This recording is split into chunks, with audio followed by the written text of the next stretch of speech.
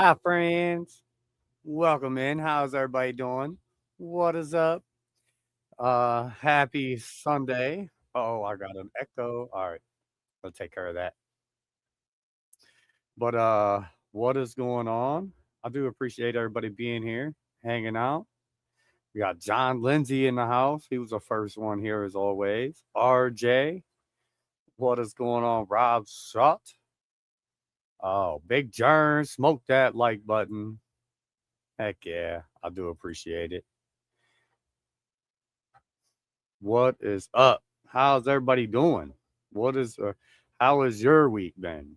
2 weeks. I know I missed last week, and I do apologize. I had a crazy amount of truck trouble, vehicle trouble. Um, I put a couple $1,000s into the front end of my truck, and it was just one thing after another. It's a brand new front end now, pretty much. Uh, and it's a big old 1996 GMC Sierra dually, big ass. I got it's got a fifth wheel in the back, so it's a pretty big truck. And I drive in an hour north every day, hour back, 5 days a week, sometimes 7 days a week. Last weekend I worked because I had to take a couple of days off through the week, so I had to work. It was no choice. Um, Yeah, that's the show that I got ready for you today. Is like best practices for growing and living soil indoors with Build a Soil products. I mainly use Build a Soil. The reason why I use Build a Soil is it's just the ease and comfortability of knowing that I have good products. They're sourced well. Um, I'm pretty sure, well, not pretty sure, but when I started growing cannabis, okay, so I've allegedly smoked for since I was 12 years old, 13, 14, 12 years old. And the whole time smoking cannabis, I never ever thought about what I put in my body, how healthy I was, whether or not to eat dandelions or make dandelion tea or just that. I just didn't care. I mean, obviously, I was just a regular old American doing American stuff. You know what I mean? Uh, what was back almost 2.5 years ago, almost 3 years ago, when they became legal in Ohio. I started growing. I started like really paying attention to what I'm putting in my big, huge bed of soil because now I got this big, huge bed of soil that's going to be here for like 10 years. And if I don't watch what I put into it, I can end up putting a bunch of heavy metals in it. You know what I mean? So I started researching of where I should get my products from and where I shouldn't get them from. And Build a Soil was huge on that, just ethically sourcing your products and understanding where they come from and why are you using them. Uh, I understand that you can make this as hard as you want and you can make it as easy as you want. Uh, so I do still use down to earth products, even though they're from some of the byproducts or industries that Build a Soil doesn't necessarily get their stuff from. But he always kind of preached the fact that you but build your own soil instead of shipping it from him uh, all the way across the nation. You know what I mean? You can go ahead and locally source what you need to where it's more economical. Um, so what I did is I went to a local grow shop and ended up having them get me some Build a Soil products, so I could just go right down the road. And what is going on? How are you doing? Chaotic grades. What's What's up? up, man? How are you doing? Yeah, this stupid fucking time change. I was literally looking at my stove, at my clock on my stove that I haven't adjusted yet. Heck yeah, yeah. It's I'm glad that almost everything is because I didn't even realize it was time change. I think I had this scheduled for 9 o'clock. I thought I'd schedule it for 7. Something happened. I'm not sure, but yeah, the I'm glad you said something because I would have had to change it like right on the like at 6:30 or so, 6 o'clock when I finally looked at it. But I know I literally like just walked into my room to freaking grab my bong, and I fucking looked at the computer, and the computer said it was 6:01. I'm like, oh my god, it is. Oh my god. yeah, Yeah, they just need to end this stuff. It's ridiculous, man. Like, just fucks people up, and it right. has no meaning anymore. I mean, like, it's been obsolete for, I mean, almost 100 years now. So Arizona doesn't do it. yeah, I think there's actually a couple. I know Arizona definitely doesn't do it, but I think there's a couple other states that don't either. Maybe Utah, something like that. Yeah, the smart ones. Yeah. Yeah. So yeah, I was just getting into living soil, building soil products. Figured I'd start the video off with I've been doing some research, some just to see if what I'm doing is the right way. And let's see here.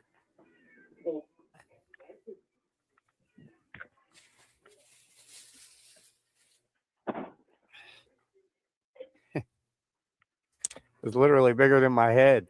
As big as my head. That's all untrimmed Georgia Hope right there. Nice. My buddy of mine was like, "Hey, did you get a clone of that?" I was like, "No, I didn't, but I got some beans." So it's not my buddy of mine; it's my brother-in-law, my sister. So they got some beans. Um, I gave them my pack that I had held back. They're gonna put some outside, so I'm pretty excited about that.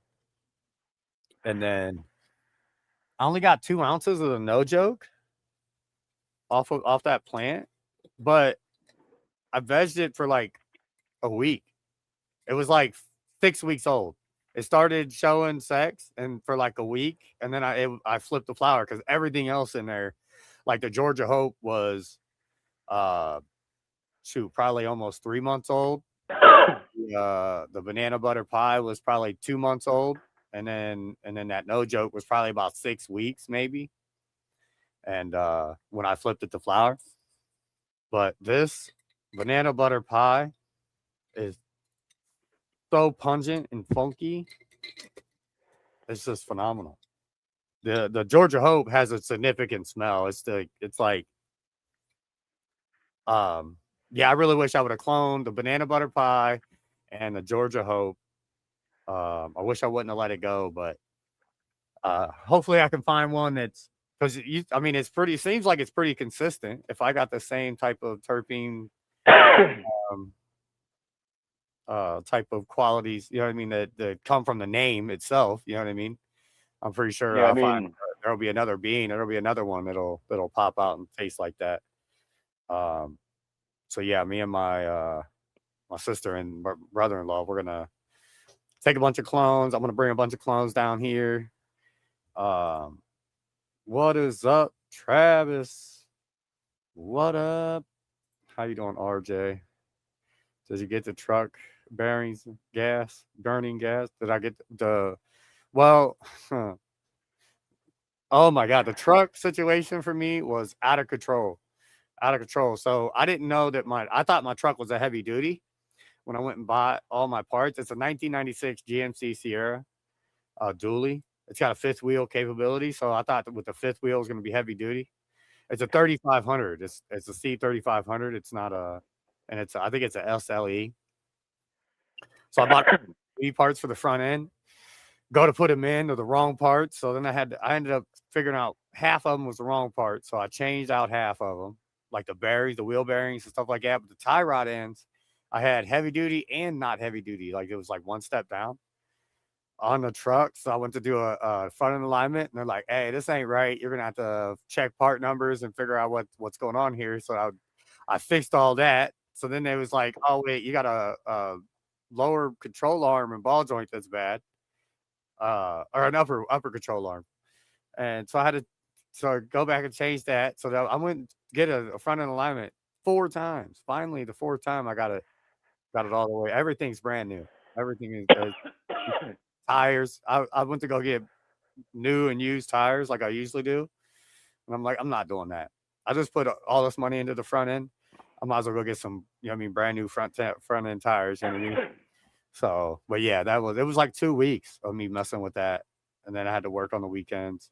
It was a nightmare, but it's all good now. She Yeah, still burns $200 in gas a week. So I didn't help the gas none. Yeah, I fucking hate working on my vehicle, man. I fucking like those days are like behind me, and now like if you got a newer vehicle, like pop the hood, like good luck, like Yeah, ain't nothing identifiable. It's like they like force you to bring that shit back to the fucking dealership just to get your service done because they don't even want you changing your oil yourself these days. Like yeah. crazy.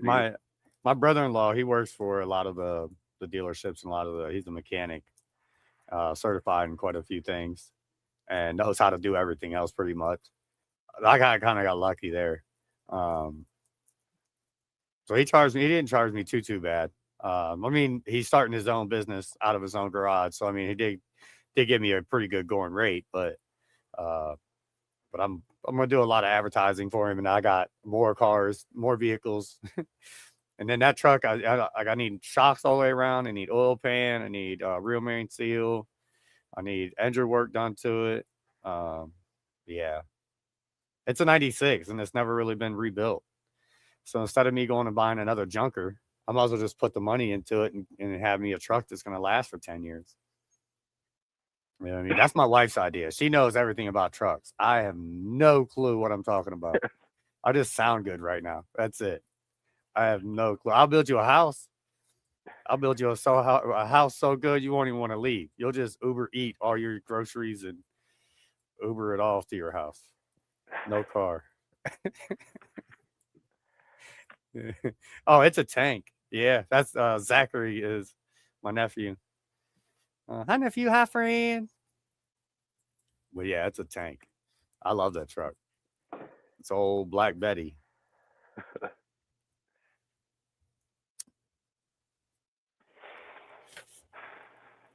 I am in the market for another truck, vehicle, SUV, something. And they're fucking expensive right now. At least around Yeah, here, they're fucking like trucks are through the roof, man. Like yeah, it's crazy. Like yeah. Well, I'm trying to find like a used one around 175,000 miles or so, and 150,000 miles, and you're looking at like $4,000, 5, 6 grand. Like right now, if I wouldn't sell my truck for less than $5,000. And it's or at least that's what I would put it on for. I would probably 4, but yeah, here soon I wouldn't charge less than like $8,000. I'm about to have the whole new truck. Shit. I don't know. I mean, just like for trucks around here, I mean, like just to add 4-wheel drive, like it's an extra like 3 or 4 grand for the truck. Like Yeah. Yeah. like I mean, you're talking about used markets. Like people want like 30 grand for a truck that's fucking 10 years old. Like, dude, there's 80,000 miles on that. Like, and it's 10 Yeah. years old, and they want 30 grand for it. Like, Yeah. that's insane, man. But what are you gonna do? I mean, you go to the dealership and they want 60 grand for the new ones. Like, so Yeah. whatever. Yeah. And then you're caught on payments. Hmm. That's what I want. One thing I like to try and stay away from. I like to just buy my stuff outright. Yeah, I was gonna say like even 30 grand. Like who's buying? Who's buying a 30 grand 30 grand car without any payments, man? Like, Yeah. like Yeah. Christ, I gotta I'm go not get a doing loan to get a used car. Like, that. It takes me a year to make that much. yeah. I don't sell weed no more. Shit. Damn it. Back in the day, if I'd have saved up my money, if I'd have did something, I might have had. I didn't do nothing with my money. I blew it all. Dumb. Not even on a lawyer. That was stupid.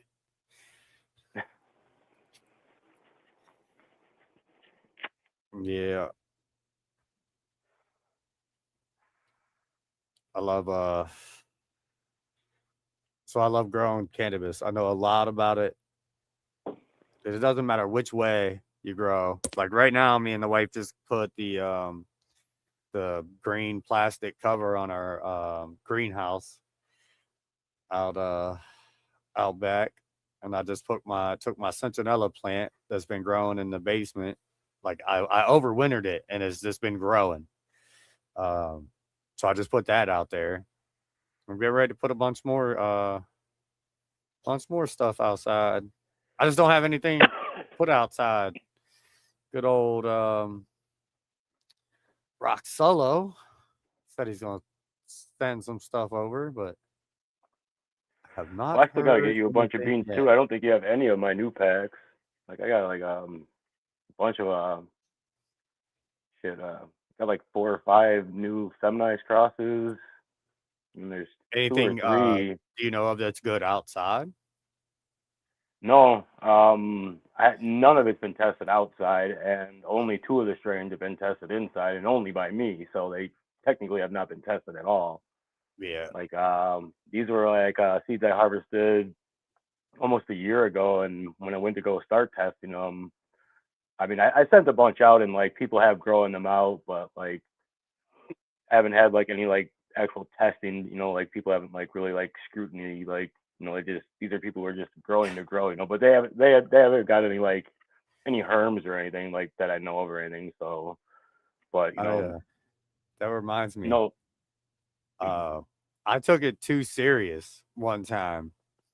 Um, on the tester side of things. Now, to be fair, the breeder, he told me, he was like, here, grow these like you're a new grower.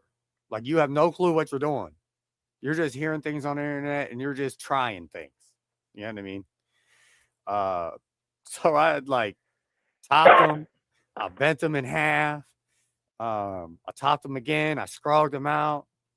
Uh, uh, I did all kinds of stuff to them. I let them grow dry, and they hermed for sure. They hermed, seeded my whole plant. I didn't notice it till it was like 4 or 5 weeks in, and I had other plants in there that was female, that was good, tested genetics, that was good, and I was testing this one in the same tent, and screwed everything up. So now I got strawberry runts, sour, um, or was it sour vengeance? It was a sour vengeance, and was what I was testing. And my strawberry runts was my first legal plant that I had grown. Um, but yeah, I seeded it up. So I got some beans, but I've never tested them. And now I learned, if you go to testing and you're doing like, and the per breeder was like, put them through, like do some just not right stuff. You know what I mean? Like almost kill them. You know what I mean? And I did. Well, he pulled them off the line. He was like, all right, thank you. That's what I needed to know. And he pulled them off the line and he went back to, you know what I mean? He said he threw those away and went back to the parent genetics and started again. He just started the whole line over again. Uh, but I posted it all over X each time. Like, hey, look what I did. I fucked my shit up. Whoops. But it was a good lesson learned. Don't do that again. Uh, and you don't have to do that testing them, really. Like, you don't have to put them through that much of an abuse. no, like it all depends. I mean, like some people like to test their shit like in all sorts of different ways and shapes and forms. But I mean, like you send your seed out enough people, and they're going to abuse them. Like Yeah. because everybody's different how they grow. But I mean, like my biggest concern was light leases. That's like people's main issues is light. So I mean, like when I test it, like I'll have like my timer come out. I'll give them like 15 to a half an hour's worth of light. Like right in the middle of their dark period. And I'll run that for the whole damn cycle to see just to when I'm testing them to see. This is like when I initially test them, I'm just straight up testing them. I don't even top them or anything. I just throw them in 1 gallon bags and let them ride. Yeah. And just see what they are. And then like after like like I'm good with that. Like if it's something I want to like actually like if I'm actually gonna release like because like sometimes there's just no bueno. Like you thought this cross was gonna turn out to be something else, and you've seen 20 or 30 looks at it, and it's just like this isn't what I had imagined. And it's not even like it's just not something you were looking for personally. So Right. you just And then toss it. But like once you get to that point where you're gonna keep it and like you start stress testing, it's mainly just light, and then it's just training because that's all you that's all I most people are going to experience, you know. And if you're going outside, you don't really have to worry about light unless you're going to derp and stuff like that. And then, well, that's on you Street to light. get your flowers at that point, you know. Like, yeah, or Yeah. street lights, but I had a street light re-veg my plant.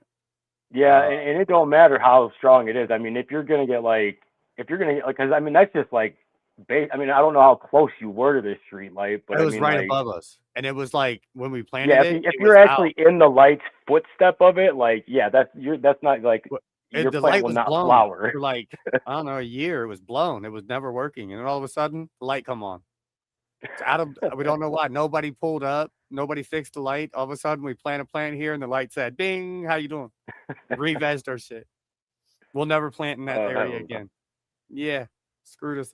Now, mind you, half the plant was still budding, and the other half the plant was revegging and stretching. So it was like a contrast. I got it on my YouTube on this YouTube channel. There's like it was my strawberry runts clone, and now like parts of it was revegging and still had a or like had like 3 leaves and the 1 leaves and the curled leaves going up, and then the bottom half of it where it was like shielded. So we had tomato plants and stuff there. But yeah, it screwed our stuff up. But do you ever like is it a stress? Yeah, my first question is it a stress for a plant to go from seed and have it on 12 and 12 light cycle the whole life. So the first 6 weeks it's in veg, it's what you know, I mean 12 and 12, and then once it flipped or becomes sexually mature and it's able to flip the flower, you know what I mean? At that point it will.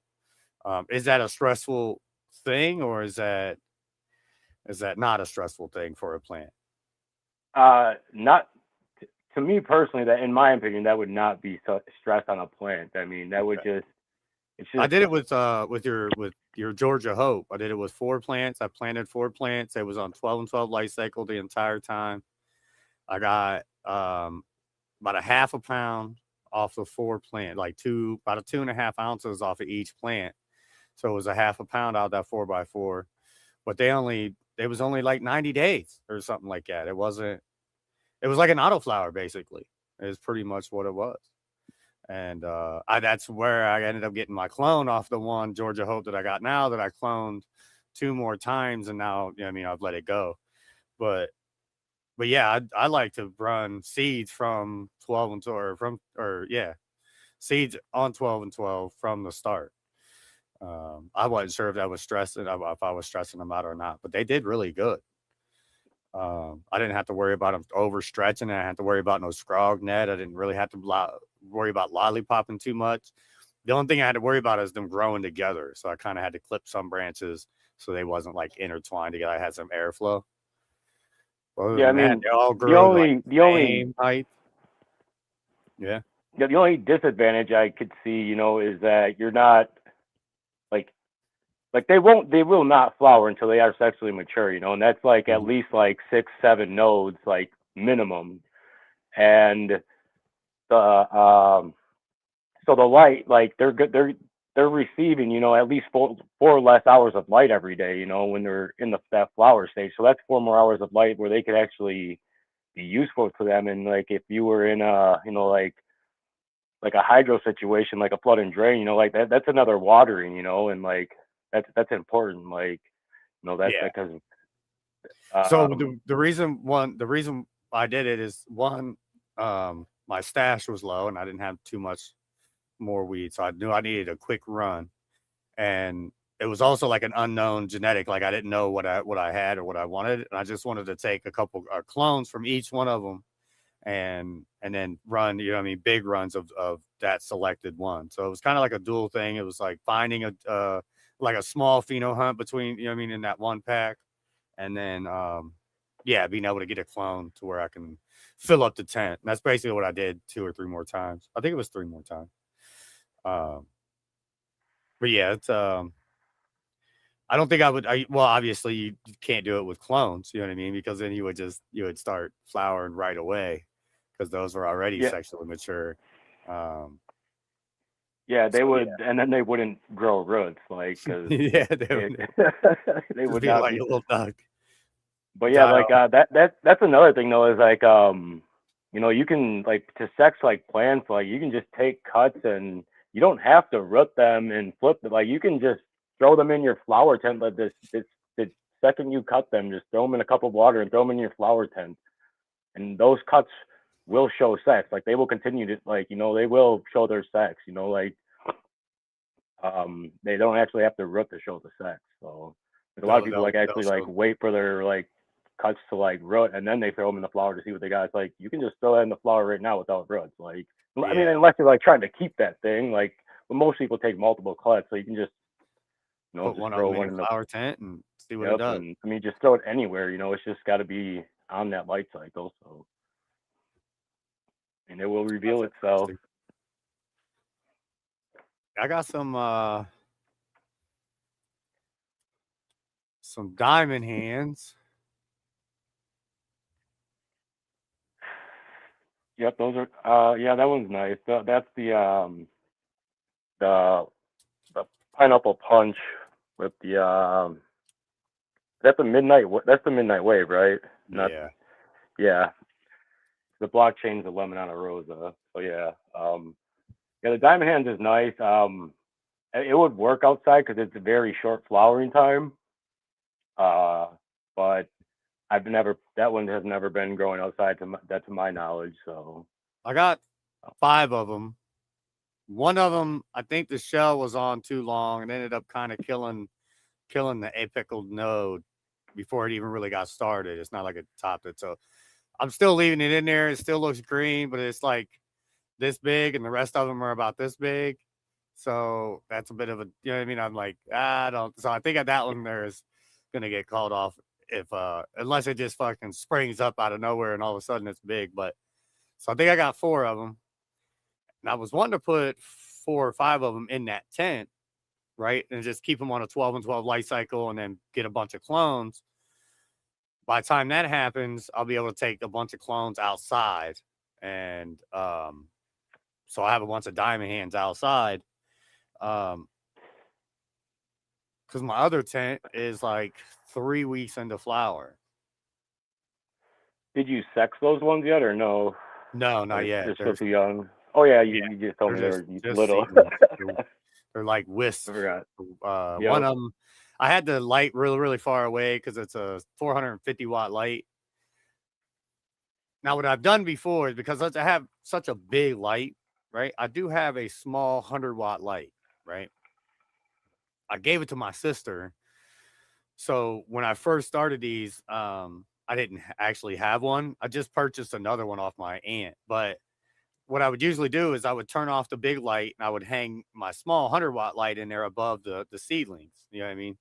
But since I didn't have the 100-watt light, I just put the 450-watt light on like 25% and put it really really far away from the seedling so it wouldn't burn them. But that caused them to stretch. Yeah, you know what I mean.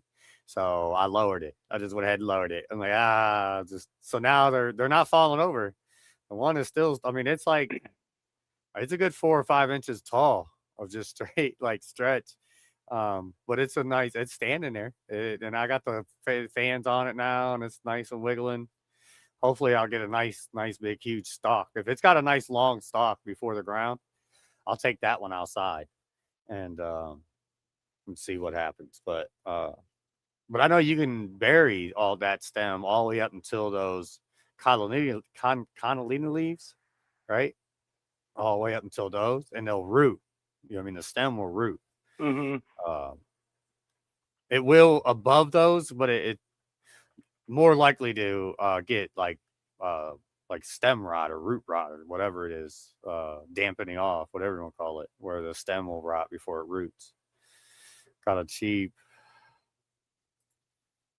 lot for Yeah, I've seeds, definitely had that happen for before, 20% and half-gallon containers. Oh, like that's cool. like if you the seedlings actually though I was gonna say they can take light intensity, Hi, but they friend. cannot take they cannot take the heat. So Like I have Oh, mine under like a 150 watt, like just a bar LED. And I'll keep them about a foot away, and I'll have a light, blowing on or a fan blowing on the light, and then a fan blowing on the seedlings. Like, okay. um, yeah, like, and that like, I mean, it all depends on what like. I don't like right off the bat. I don't like them getting tall or leggy at all. Like when they come out, like I only want like an inch and a half, 2 inches max by the time they kick that shell and their leaves open. Like when they start getting that 3-4 inches, I like that's like I will literally just throw them away, like because Yeah, like I don't like. they're too lanky. They're not ready. I'm not ready to transplant them yet, and so now they already need to be transplanted. I don't want to, like I'm usually running a lot at a time, and I don't want one to just throw everything off. So Yeah, they usually just go. But that's why like I have pretty good success just putting like the light close, like a foot away, and like I said, I'm running like 150 watt light, and it's just a foot to 16 inches away, and yeah, it seems to do really good. And then, but I actually do raise it up after like a week after they pop, because you will get really tight nodal spacing, and some like I don't I don't prefer it when like when the nodes are literally like stacked like right on top of each other. Like I want like an inch, maybe 2 inches maximum in between. The first couple of nodes. Like I don't like it when they stack like within a quarter of an inch, like they're right on top of each other. right. Yeah, uh, But that to me would signify it's going to be way too tight and not enough airflow within the plant. Um, would be yeah, causing and it's problems. all. I mean, it depends on like some people just prefer to keep it like that because then they can keep them short and squat for a long time. So, maybe they're just starting them to put outside or something. They got a month to go, but That'd be a um, good mainline type of cultivar. To mainline it something like that. would actually be harder when they really squat like that because I mean, you at least you have like the space in there. Like when you got the knuckles like right on top of each other, like and it just kind of grows into like this ball. Like it turns into like one ball instead of like a two-sided knuckle. Like now you got like basically four knuckles in one spot. Like I've noticed that actually makes it. That's actually kind of a weak spot for the plant. So you Okay. like I've noticed. So like you actually want a separation in between those nodes for the knuckles to have their Oh, so space. okay, You so don't it'd be want the opposite of what I was thinking then. You would want the node separation and then the branches come out, node separation when you mainline. like Is that like what you're the saying? like the initial like your first initial like one like Where that so T I comes guess it out. doesn't matter. I mean like you could lollipop off all that bottom stuff until you get to a reasonable height, but but yeah, I mean like when they're tiny, like I mean when that node spacing is really tight, it can be a real pain in the ass sometimes just for anything. I mean you any type of training. Yeah, it's what the one reason why I let the Georgia Hope go is because it was really, really, really tight, real super tight, compact. And I thought it was mainly the reason why the way I had like cloned it and then trained it and then cloned it and trained it. I always kept it super short. I would I would defoliate. I defoliate my leaves, the top leaves, so I keep my top from growing up and allows all the blowers to grow up. So I do make my plants super bushy by doing it that way. Instead of just topping it and allowing some to come up and then everything to kind of come up, I think I do it to where I make them, I don't know, super thick. And if I just let them go, well, so both the no joke and the banana butter pie, I accidentally topped them, and one during flower, which I know that ruined my yield, and then the other one like third week of flower, I was trying to clip the two tops, and then it was so little I had actually topped the whole thing by trying to clip the two top leaves. But it ended up being super. I mean, like super airy and stuff like that. So I think what I'm gonna do is go back to topping. I might top like twice, top and then top like four or whatever, and then scrog out from there. Yeah, I mean, it all depends. I mean, like, no matter like when I'm when I growing like with a scrognet or something, I usually do top the plant once, and that will be somewhere like I'll have the like when I'm growing in hydro, like the plant actually grows like pretty uniformly. Like if you defoliate, like you really don't have to top or do anything because the side branchings are usually catching up like real quick, and especially if you like just do something like a ponytail on the head for like a day or two, like the side branches will be right up there. So, but when I do a scrog or something, I usually do top because that top bud, no matter what, like it always, I mean, it finds a way to get away from you, So the especially when you're pony. trying to scrog. So I mean, as long as you don't do it too, like as long as you give your time the plant time to recover and direct its energy in the like I'm talking like 2 weeks, like you do not top your plant 2 weeks before you want to set it to flower. Like that allows like the other like all the heads to like get caught up, like and even out, and you can even keep tucking the stronger ones, like because you don't have, because now there is no atypical stem, like it's Right. gone now. Now there is no leader of the pack, so the bending will really help slow down the faster growing ones. And I found that it's just a lot easier to maintain a scrog net if you do top it, your plant at least once. Just get rid of that atypical growing because it will get, at least So in what I'm my noticing, experience, it always gets away. I have a It lot always of ends up being 4 to 10 inches taller than the rest of the canopy.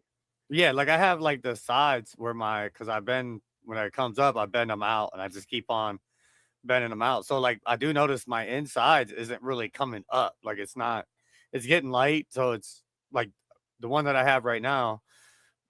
A lot of my tops are. It's just very uneven this run, and I didn't top it at all. Um, Yeah, I just kinda I bent the plant to the side also, so, like, it really grew up like this, and then I got some little scragglers that's kinda popping through a little bit. So I think if I would've topped it, you know what I mean? I did do that monster or no, super cropping where you bend them. I did Hmm. drastic super cropping on it. I'm talking like branch goes like this, like it's that way. It's not like I did a super crop. I did like a super crop, and then it like used back up. Um, Yeah, I'm not gonna do that again. So I think, like you said, what I'm gonna do next time is I'm gonna go to the topping, and I think I'm gonna be able to control my growth a little bit more and get a better tuck during my couple weeks before I flip. Hmm. Yeah, I think it's gonna I tip like in veg, like I usually typically doors vet like happening. I'll top it right around like the seventh or eighth node, like I'll top it, But by seventh or eighth node, like in hydro, like I mean, they're probably almost a foot tall, So, and I'll have, it'll have, 8 heads that are a foot tall, like. So then I mean, they're pretty even, and they all get about the same amount of energy, and then you just got to work those out in the scrog, and it's not like a main line or anything, it's literally just you it's a you're not like you it's not in the main line in the sense like, oh, you got to have like like everything's got to be identical everywhere, like it's in Right. the sense that you're giving like you're actually giving every plant the same aspect to grow, except for, I mean, like there are some bottoms, but those get hacked off anyways, usually in the second week of flower because they didn't make it up to the scrog or something, so. Yeah, I got one of them right now that's not really scrogged out. It's just growing. It's trellis basically. It's just growing up through the trellis, and then I got one of them that's scrogged out. That's actually underneath the canopy and growing. You know what I mean? Growing through it or underneath the Hmm. scrog, the trellis net. Yeah, yeah. I always have. I mean, there's always a net in there, either to hold it up or to spread it out. So, I mean, even when I don't top the plants, like they still go through a scrog net, like because they need support. I mean, even if you're you know flowering out little plants, like I don't care, like they all need support. Like, Yeah, I mean, Well, if a plant feels like it has support, if it feels like it's a strong and it can withstand, it'll get bigger. If a plant feels like it has a weak stem, weak branches, it won't really pack on as much. It'll feel like Yeah, it's no, they uh let's see. yeah, like, if the plant feels that like it's that it's not going to be productive, it will spend the energy somewhere else. You know, like if you got like a branch that's flopping over underneath the canopy and it's like the leaves aren't even facing up because it's upside down, it's like not getting any light. Like the plant will not send the energy there. I mean, like it's not going to go there. I mean, like uh, whatever that part of the plant may capture might stay there, but like the plant's not going to send anything out that entire stem. I mean, the plants will do this, but they like they have studies now that like plants are they actually God, what is it uh they're like I can't remember the name of it now, but they the way that they compute, like it's like what are the new computers they're coming out with? I can't even think of it. For the DNA testing or sequencing, No, no, no, no, no. Like the genetic, just no, like the new computer, like the next supercomputer. Oh my god, I can't even quantum, think of it. quantum fix, quantum Quantum computer. computing, yes. Okay, yes. So plants actually do quantum computing. Oh, okay, They yeah. have studies that found, like when when light actually hits that photon in the plant, the the plant already knows exactly where that photon is going. So they Like what without type of having to like, energy or yeah, where like it's they gonna already know be. where it's got to send. Like they don't have to like search. Like it's not like like 1-0, where something a signal has to go out and come back. Like it already knows where it's going by the time it hits the plant. Like where the plant's going to direct it. Yeah, So because they could they like through photosynthesis. Don't they like build um sugars like carbohydrates and chlorophyll? Like there's a couple different things. It's not just light turns into chlorophyll. It's not like just a direct line like that, right? I think the light turns into a couple different compounds. And the light or the plant already knows automatically before the photon gets there what it's going to be like. Hey, where did I hear that from? I was watching a video.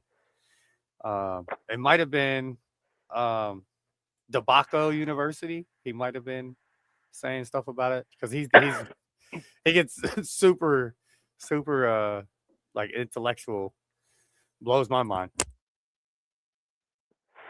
But yeah that's there's amazing. And the mycelium network, um, it also computes instantaneously right now. So, say a tree over here on this side of the forest gets a sickness, the mycelium network through the roots and the secretion of the plant or the tree or whatever automatically tells a tree, you know what I mean, on this side of the forest, miles away, you know what I mean, okay, you might want to stiffen up on defenses for this type of disease or whatever. And that's amazing. That's just wild to me. That it's yeah, that's the other thing is they like all how like symbiotically work together. Uh, Way more sophisticated than what we're even understanding. You know what I mean? yeah, It's well, they're just starting to actually study it. Like, 'cause I mean, they literally had just discovered that like these whatever they're called, these fungi growing ecosystems, that are hundreds of square miles, and all interconnected. Like, and they're obviously all spread out like across the country, but I yeah, heard. how like literally like a plant over here is connected to a plant over here, and they can literally be hundreds of miles away.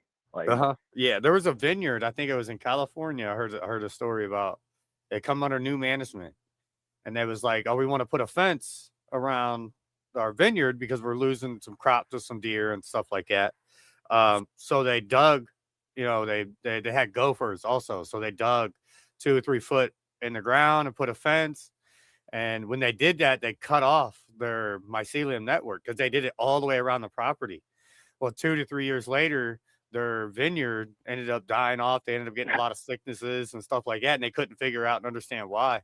And that's one of the theories behind the fact that I mean they quite possibly could have cut themselves off from the whole network of how and why these plants was able to survive and thrive for so long.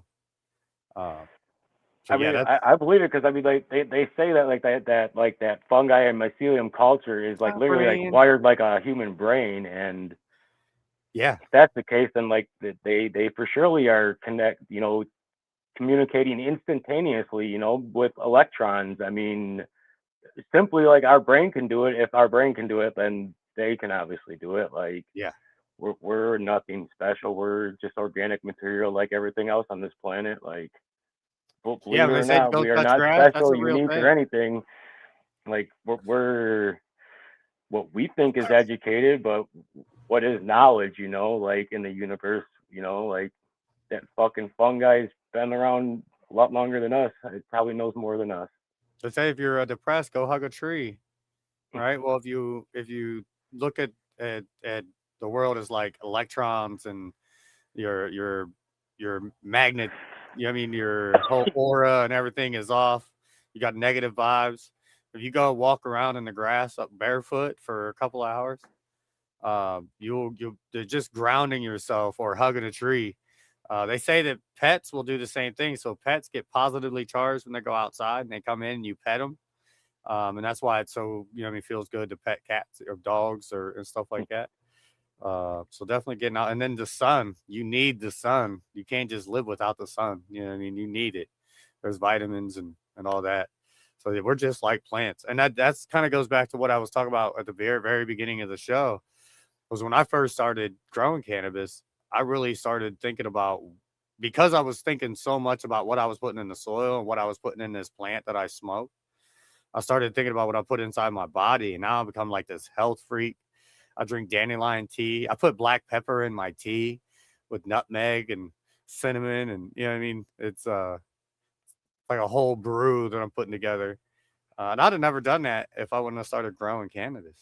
Um, the fact that it really kind of opened my eyes to a lot. Well, not really. It kind of closed my eyes with my third eye. It opened that one up. Uh, but yeah, it's just amazing the whole journey and the ride that I'm on. And now I'm sitting inside of a 4x4 tent or a computer. I just dried my weed up top here. It's crazy. It's phenomenal. What a life. Um, the biggest thing is wiping my eye with trichome fingers because that burns really, really bad. I don't know what burns worse. Trichomes in the eye hurts. It's a tragedy. No, it does. It does. It will burn. Yeah, it does. It gets me good. What is going on? Look who we have here, y'all. Rock Solo now. Mhm. What How is are up? you? How are you? How are you? How are you doing? I'm doing good. Better than most, not as good as some, but I can't complain none. Hey, So, What's up, Rock? how are you how are you doing? doing, Chaotic? I'm Just pretty hanging good. How about out. yourself? Yep. Who? Who that there? Galaxy John. I know my life has been super crazy. I'm just not Yours. getting back at it. Like I haven't even been gaming. Well, I've been gaming offline, but I haven't been streaming or nothing. My truck took me out. I didn't Yeah. stream Monday. I got behind, and then I've been laying off, man. I haven't really. People are like, Rock, where are you? Okay. I've been laying like low key, staying away. Well, no, I saw your last stream. It went on for 12 hours. Is that normal? Yeah, but it's got to stop. I can't keep doing I that. was like, damn, this dude went for 12 plus hours. It was almost 13, I think. I was like, holy crap, man. Like, to be Yeah, live So for that far, long. everyone has been that long, yeah. Jesus. and I'm burning out. I can't do it. No, I I'll used probably to. do. I'm gonna do maybe 4 to 6 tomorrow. Yeah, I used to stream 10, 12-hour days, but I was playing a game, so I Yeah. was just constantly doing something, playing a game. My neck was injured. I couldn't go anywhere. I couldn't work. Couldn't do anything. So that's just where I was at. And my neck was injured. And I think because I sat at a computer like this for 2 years and just stared at a computer and talked, I didn't move my neck. You didn't move your I neck. actually healed my neck. I gave it time to heal. But you're in that posture position. Yeah, I that was good just always, position. just sitting here gaming, you know what I mean?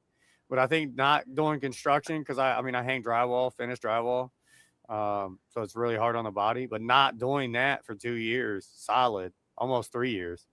I think because now I'm back at it. Now I'm slinging board and, you know what I mean, working a full-time job. I feel great. I'm not going to the chiropractor. So back in 2015, I had this tragic accident. Okay. I was laying down in bed, right? And I had a bowl, and I hit the bowl. Some smoke come out, and I started to get up. Well, when I did that, the smoke that was coming out went up my nose, and my elbow is on the edge of the bed, right? And I sneezed, Achoo! Well, when I did that, I broke my neck. I'm like, oh, holy shit! I'm like, oh my god, like I'm on probation. I just got out of prison for doing 6 years. Right, I'm on probation. I'm not going to the hospital. You're not poking me with a needle. You're not putting narcotics in me. So I walked around like this for 5 days. Right. Finally, I went to the hospital and they gave me. I refused all medication until they gave me Tazarello, which is a non-narcotic muscle relaxer. Okay. That didn't fix my neck. It just relieved it. Right, so I could stand up straight. But I had migraine headaches and chiropractor appointments. I had migraine headaches weekly, all the time. I would just walk down the steps and tweak my neck, and then I would have a headache. I'd cough too hard and have a headache, and then it would just get progressed real bad. Then I'd go to the chiropractor. He would crack my neck and my headache would go away just like that. I'd get up and walk out, no headache, go to work, be fine until the next time I'd tweak my neck. But for about 5 years, all the way up until COVID, I couldn't work no more. Nobody would hire me. Everybody wanted me to have this big old the one lady was like, no, the suit they have on in China, the big, huge suits. I'm like, yeah, no, I'm not doing drywall in your house. I don't have the equipment. I can't do it. You know what I mean? So finally I just quit. You know what I mean? I lost my company. But yeah, then the first stimulus check come out in 2021. I bought this $3,000 computer and I started live streaming. So from that point on until 2022, I would say, I stopped streaming, and my neck's been fine ever since. I don't go to the chiropractor. I get a little stiffness here and there, and I watch what I do, but yeah, because I was live streaming and playing games, it actually healed me up. I was pretty fucked up just from a sneeze. I don't even have a good story. It was a tragic accident. You know what I mean? A weed story. Don't fucking watch how you sneeze. Wow. But yeah. That's pretty crazy. I wish I had bicycle accident, 4-wheeler accident. Nah, I sneezed. Took me the fuck out. Wow. And then my back surgery. I was sitting. I hadn't had my job yet last year. It wasn't working. I was just making content on my phone. So I was always looking down like this. Bad posture. My L5S1 protruded, the cartilage or whatever protruded out and was pushing on my spinal cord, damn near paralyzed me. I couldn't walk for a month on my left leg. Wow. Yeah. It was they put me on 2 steroid packs and was I went into the hospital and was like, oh yeah, we're gonna put you on a steroid pack. And I'm like, man, the third one? And he was like, what do you mean third one? I'm like, I've already had 2, ate them like nothing, and it's still killing me. Still can't walk. He was like, yeah, it's surgery. I can't even. I'm like, what about the cortisone shot? He was like, dope, surgery. The only thing we can do. Wow. So, yeah. But after that, I can work. I can walk. I can do whatever. Back feels good. My leg hurts sometimes, but that's just gonna be normal nerve pain or whatever now. But I smoke more weed and it feels good. I'm all right. There you go. And I work for my brother-in-law, so he knows I like to get real, real high. So on lunch, we'll pass a joint around. And the second one, I'll smoke one by myself. I'll smoke the second one. Everybody else will be real high. I'll be real high. Yeah, that's it. But I get to right to work though. I get right to work. I like it. Do you use edible for your pain, or you use I just don't get smoke? high on them. You I could eat don't? 7,000 milligrams and feel Like nothing. I get fucked up on them, but it does take a lot. I usually take like 1,000 milligrams like Yeah, at a time, but I use them for like like actually like when I'm in pain, like I'll actually take them, and like 1,000 milligrams fucking puts me to fucking sleep anyways. So, yeah, yeah. but I don't. like a lot of guys that I know for that use it for like they smoke too, but like for like pain management, man, they fucking eat edibles out the fucking ass mainly. But I can't fucking eat edibles. Like, I mean, even if I eat like 100 milligrams, like I just get tired. Like, I just get drowsy. I'm just like, yeah, I just want to take a Yeah. nap now. Like, Yeah. I So don't there's get an like that when enzyme I in your smoke. liver that helps you break it down, and my enzyme is turned off.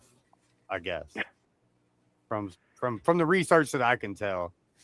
Um, yeah, there's an enzyme that Yeah, if you're taking 7,000 milligrams and you're not I could feeling just it, like, eat how yes, many they are ever. definitely turned off. The only Like, thing that will work on me is RSO, Rick Simpson oil. If I put a turd under my tongue, man, I'll be like this. Like, oh my god, like that's body gets different though, isn't numb, it? Because that buzzing. goes in. But that's different though, because that goes into your bloodstream, I believe. Yeah, You don't like yeah, digest that, I don't believe. Like you yeah. can Oh, ingest and it, but like if you're putting it like in your mouth, it'll go like right into your bloodstream. I'm pretty I sure. also thought that some people don't make their edibles with an emulsifier, right? So you have like Yeah. lecithin, And it's then called lecithin. So the if you get like yeah. sunflower lecithin, and you take that helps water and oils congeal and mix together a lot Hmm. better. So when you're trying to take your your oil edibles, yeah, that stuff, yeah.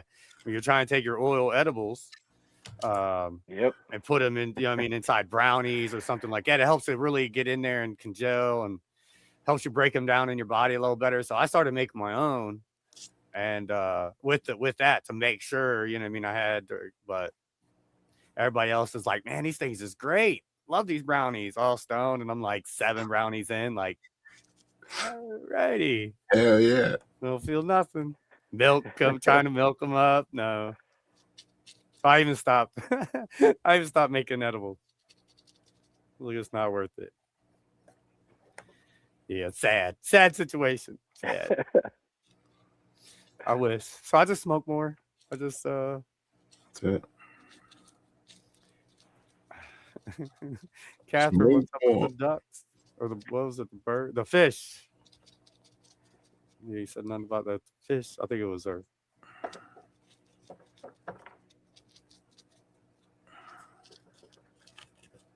Yeah, I definitely smoke more. Imagine if it was a Gilligram.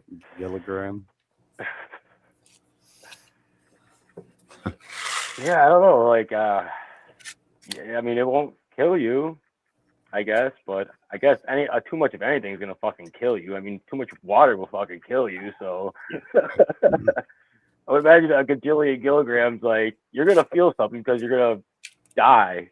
Yeah.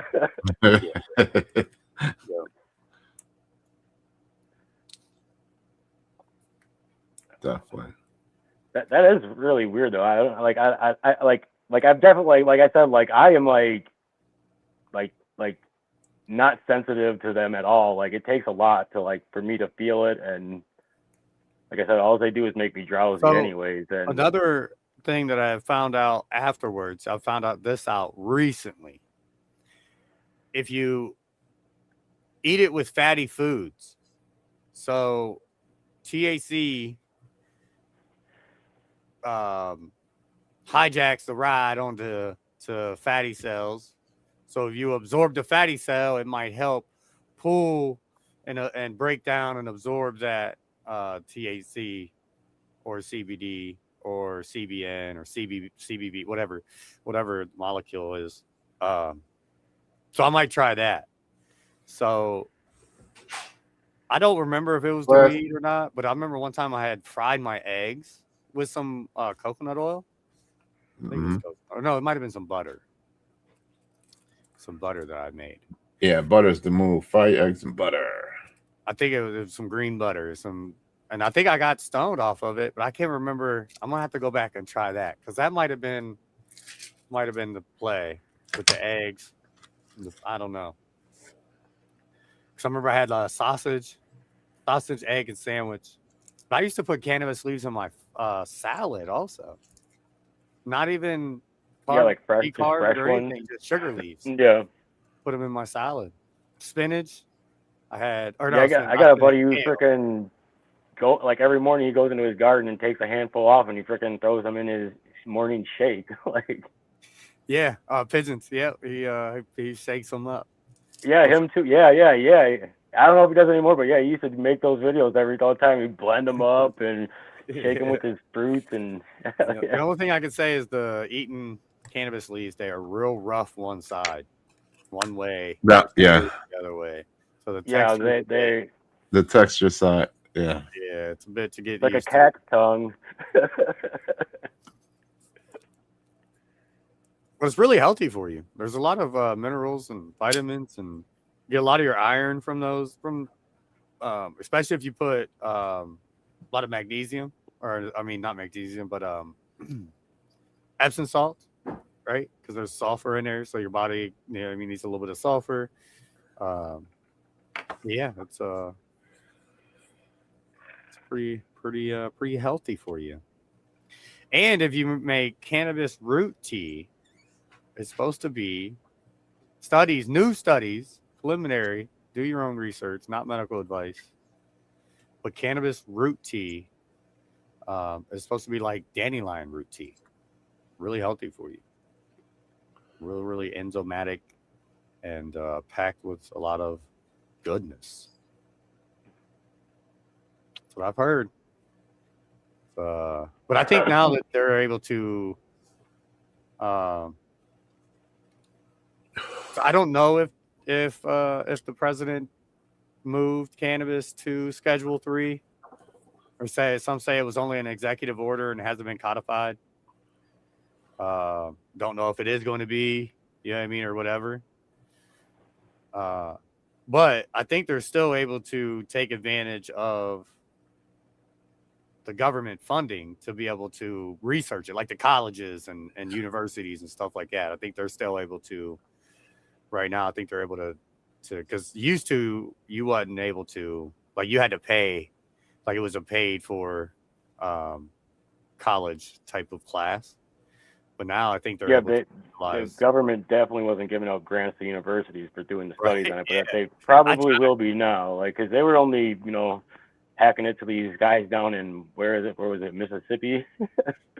They're freaking ditchweed down there, or fucking. But yeah, there's only a couple colleges, universities that was offering it, but I think now they're opening it up, and there's a lot of places that is researching it.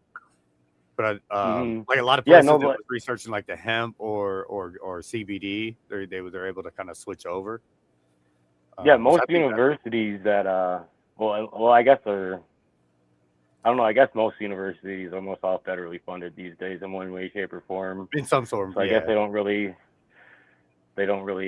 F with the studies. It's mostly independent studies, not actual universities. So yeah, so there's that dynamic too. There's a lot of the big conglomerates or whatever lobbyists. They're not lobbying for cannabis. They're lobbying for big tobacco, big alcohol, big pharma. That's what they're lobbying for. So that's where the money's at. You know what I mean? So that's where the research is going to go to. But that's another problem is like, they're like, I'm not against more research on cannabis, but like they're saying they need more research for legalization. I'm like, we have the research to legalize it, at least medically, federally. Okay. Like, it's there. There are over 40,000 studies, I mean, that are posted online, that have been done on this plant. Like, and they refuse to study what has already been studied about the plant. Like they refuse to, like, they're literally waiting for lobbyists to fucking pay them just so they can write some fucking laws that they don't understand about anything. I mean, like, and it's how it always goes. Like, so this schedule fucking bullshit, whatever. Like, all it is to allow the corporations in with another loophole. Another It literally is, like, and it has, they will not like it. I don't know, unless something drastically changes. Like we're never gonna see like legal grows in like most of the country. Like, I mean, you're actually gonna see that so slowly start going away, not more of it. Like, Right. Yeah. Like even more states go legal, like other things are gonna grow weed, and then nobody grows weed because it's so commercially cheap. But nobody understands or cares. Like, so cannabis has to go through this thing like alcohol did. Like it has to go through its cycles. Like until people want what alcohol is going through now, like nobody wants to know. Like everybody wants the next door microbrew. Like how it was fucking 100 years ago. Well before prohibition. Like beer was brewed locally. Like beer, you didn't drink beer outside of Milwaukee that wasn't brewed in. And it was brewed in Milwaukee and stayed in Milwaukee. It wasn't until like the Great Chicago Fire when beer actually started being exported, and it was going to Chicago from Milwaukee. That's the first time beer had ever left like one city to another. Like, was because of that episode. Like, so cannabis has a long way to go, and like the government's just gonna fuck it up for a long time because it's only started to fuck with it. So like, it's only gonna get it worse. Like, I could see it going like federally 100% illegal again before like it goes legal. Like, I'm not saying that it is legal, but I could see like the hemp ban's about to come in. Like, that's basically killing cannabis for a lot of hundreds of millions of people. I mean, like there's at least 100 million people that live in these illegal states that cannot legally access cannabis, but like the hemp laws allow them access to legal cannabis, and that's all about to go away. Like, this plant isn't getting more it's, I don't know, the government is becoming more regulated in a bad way. Like, Yeah. Whoa, almost took me out. yeah, don't break your neck. Oh, Yeah, don't break your neck. I don't want to watch. That's what I was kind of getting at with the industry and it not being codified completely yet. It's like it's an executive order, so it's kind of is right now, but it might not get codified by the time the executive order is over. So then it's going to go back to being Schedule 1. So yeah, just like what you were just saying, you see it being more illegal before it's. So there might be this ebb and flow back and forth, this fight. Because my question is, everything has a an alphabet administrator. You know what I mean? Like the Food and Drug Administration or the firearm, tobacco, and whatever. The ATF or whatever. So what entity is going to regulate cannabis? If it's not a Schedule 1 and everything's just off the table, if we put it on the table, let's say we take it all the way off of no schedule at all, right? Like alcohol or tobacco. Where is it going? Because we still have to have it regulated, regardless. If people is like, oh, just let it be a free plant. I'm all for that, for sure, but you can't. You just can't, because there's actual medical patients. There's going to be a commercial side of it. So then you're going to have industries that's growing it. We have to regulate how people grow it, or they're just going to spray it down and it's going to be crap everywhere. I even think like breeding type of regulations where you're not allowed to just water down the genetics. You know what I mean? You have to do some, real breeding behind it for a reason. Not allow you to like we used to, or we have really bred out a lot of our nutrients and a lot of our different vegetables and fruits and stuff like that. They're just subpar to what we can. Like our corn ain't allowed to be grown in Mexico because it's just not nutritious. Now their corn down there is good. They have good nutritious corn, which sounds crazy, but that's just because up here we bred it for commercial standards rather than nutrition. Nutritional, yeah. There should be some regulation on that, but who's going to regulate it? What alphabet industry, or not industry, but regulators? Who's going to do it? You know what I mean? I say this is a joke, but I say MAGA, right? It's not going to go over well, but it's Medical Agricultural Growers Association. I think those three industries, the medical, and the agricultural, and the growers, I think that's the three um, industries that should be, uh, I guess, regulated or viewed as uh, equals. You know what I mean? It shouldn't just be medical and agricultural, and then just the growers are out. You know what I mean? Well, Kind of quite like alcohol. You can get a brewery and put it in your basement and brew up some alcohol or wine, or um, you just can't do it in the woods and have a big old sale and sell it. You know what I mean? You can do it for use. So I think it should be about the same. But who's gonna regulate it? I don't think that tobacco and firearms should, and I also don't think Food and Drug Administration should.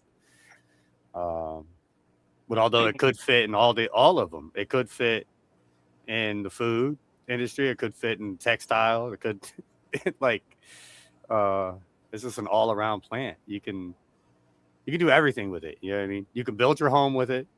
You can make a bed out of it. You can grow it and smoke it. You can just eat like a lot of other products, it depends on like how you're using it, who would regulate it, like if you're prescribing somebody a medication, the FDA is gonna fucking regulate that shit. It's like you're I don't know, like if it's a hemp fiber, kind of I don't know who split up. regulates, like the textile industry, but there's somebody who already exists who does, I guarantee you. So I mean, You seen them buildings? like The blocks that they make that just won't burn. Just won't burn. You can 3,000 degrees and it just won't burn.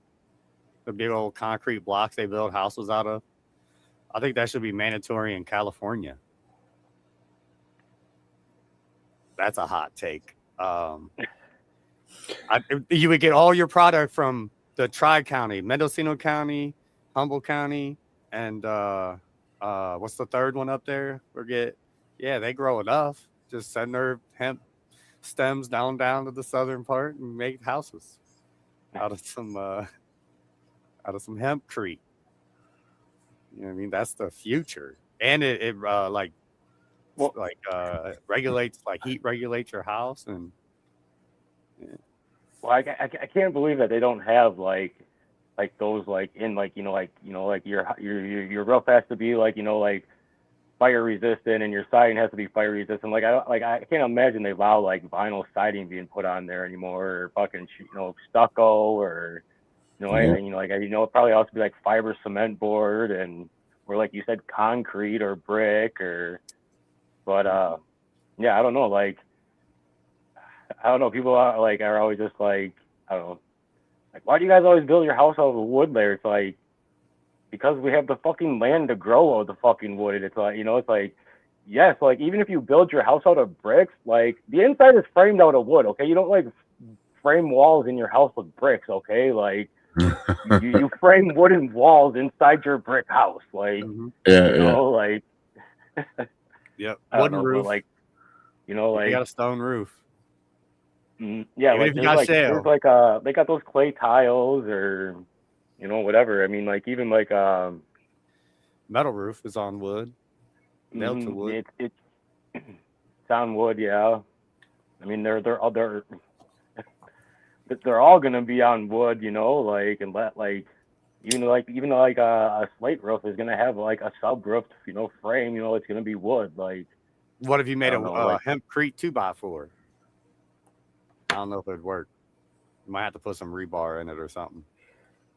Yeah, you're talking, like I have no idea, like right how that like how like hempcrete and all that stuff works. But I mean, obviously, like somebody does, and it does work, in a lot of cases. But yeah, I mean, like no, like yeah, no, like the industrial, like that was one of the things that I thought that was actually going to take off. Like, I mean, I knew the flower was going to, but I didn't think like they were actually going to be dumb enough to legalize the flower in the hemp bill, and and then they did, and I was just like, oh my god, like these guys just like, it only took about a year for everybody and their mother to realize it too, and then start, doing THC flower one way or another. Like it's basically you just harvest, your normal shit fucking early and send it out before the THCA is converted to THC, like you're harvesting between like week 6 or 7, like everybody just started doing that shit because, like, but the THC market, like Plast, like the regular fucking flower market, like this year in sales, like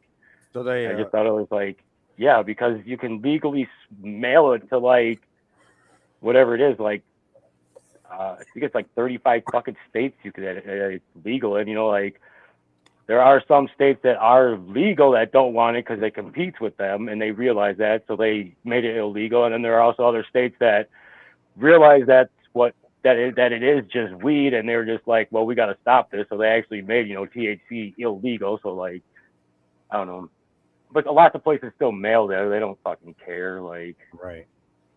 but, Yeah, the I had one vape shop that I go to. They got THCA weed, and he tried to tell me that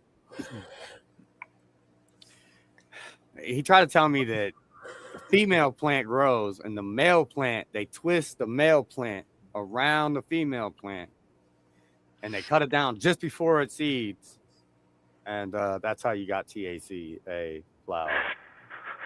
okay. Alrighty, bud. Can I get that vape? But I'm not buying Yeah. any So of that, like, dude.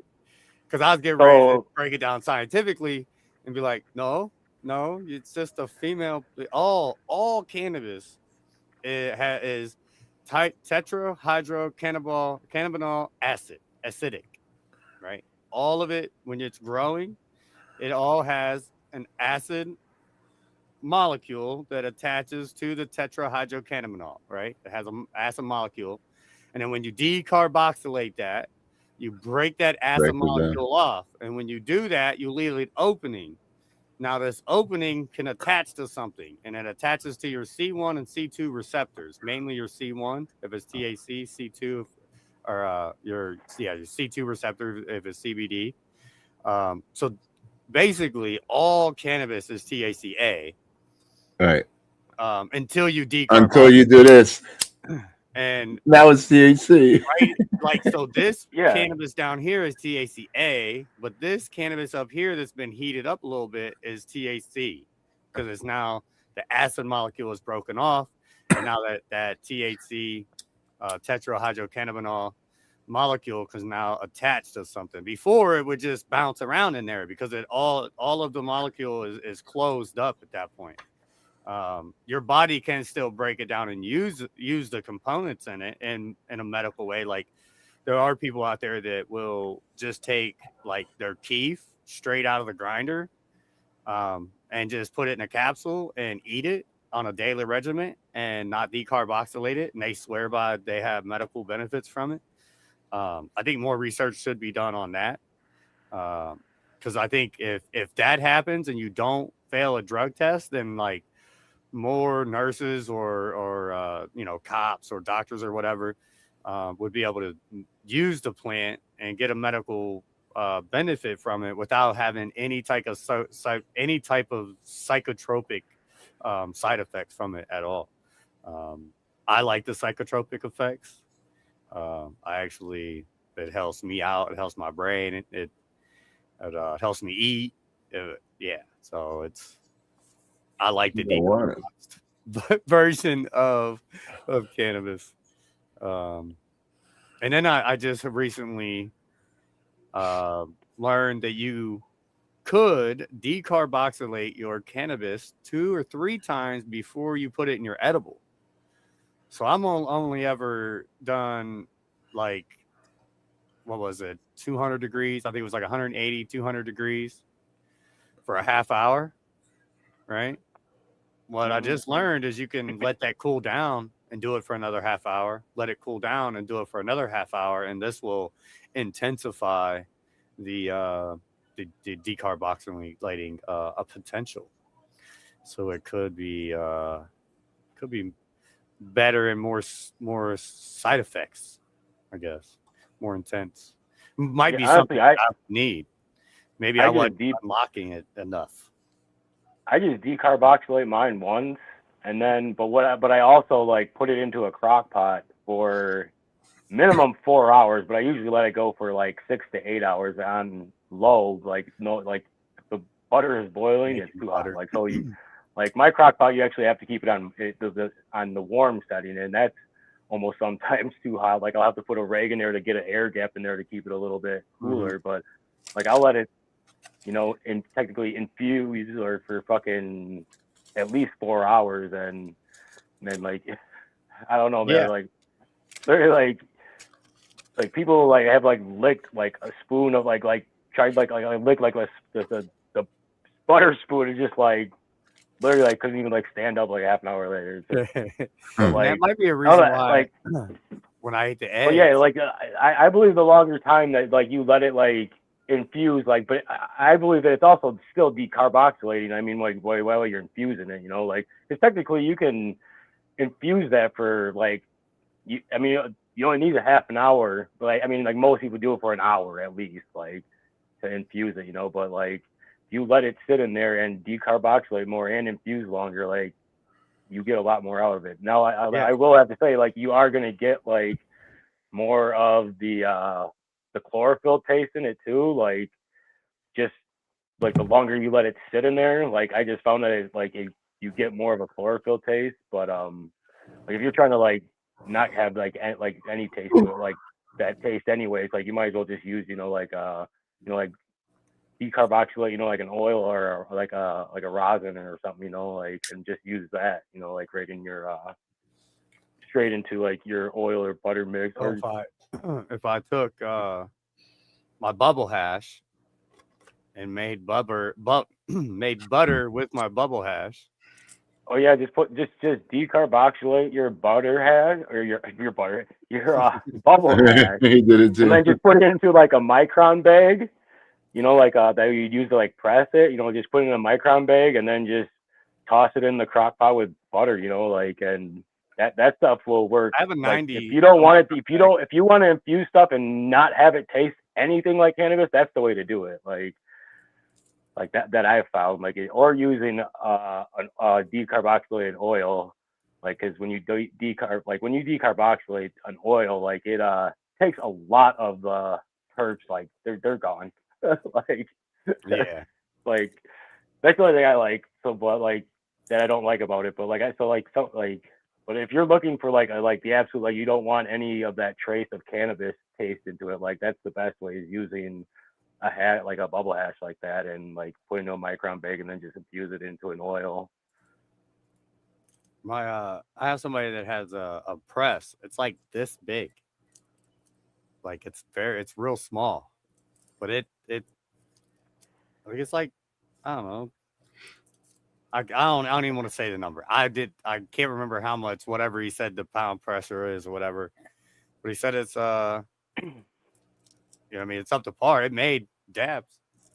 Yeah, Um it doesn't take that much pressure. Like I have like a 12-ton machine, but I have like these like giant plates. They're like 4 by freaking 10 plates, so it spreads the weight, I need it's a lot more weight, but I did have a press that only had I can't remember what it was. It was like a 3 by 6, I think, press pad, and like I just had like a little 6-ton tabletop. Like that thing worked perfectly fine. You just couldn't do a lot of flour at once, and I was doing a lot of flour then. And now I do like absolutely no flour, and now I have no use for this giant press. And I wish I had my tabletop press back. Like 'cause I literally I don't know only what I do press with it. like dry sift now. Like I don't, I bulk all my flour, and the dry sift is just like just pressing the rosin and Yeah, it's the plate on it's only like a 3 by 3 or a 2.5 inch by two and a yeah, half inch.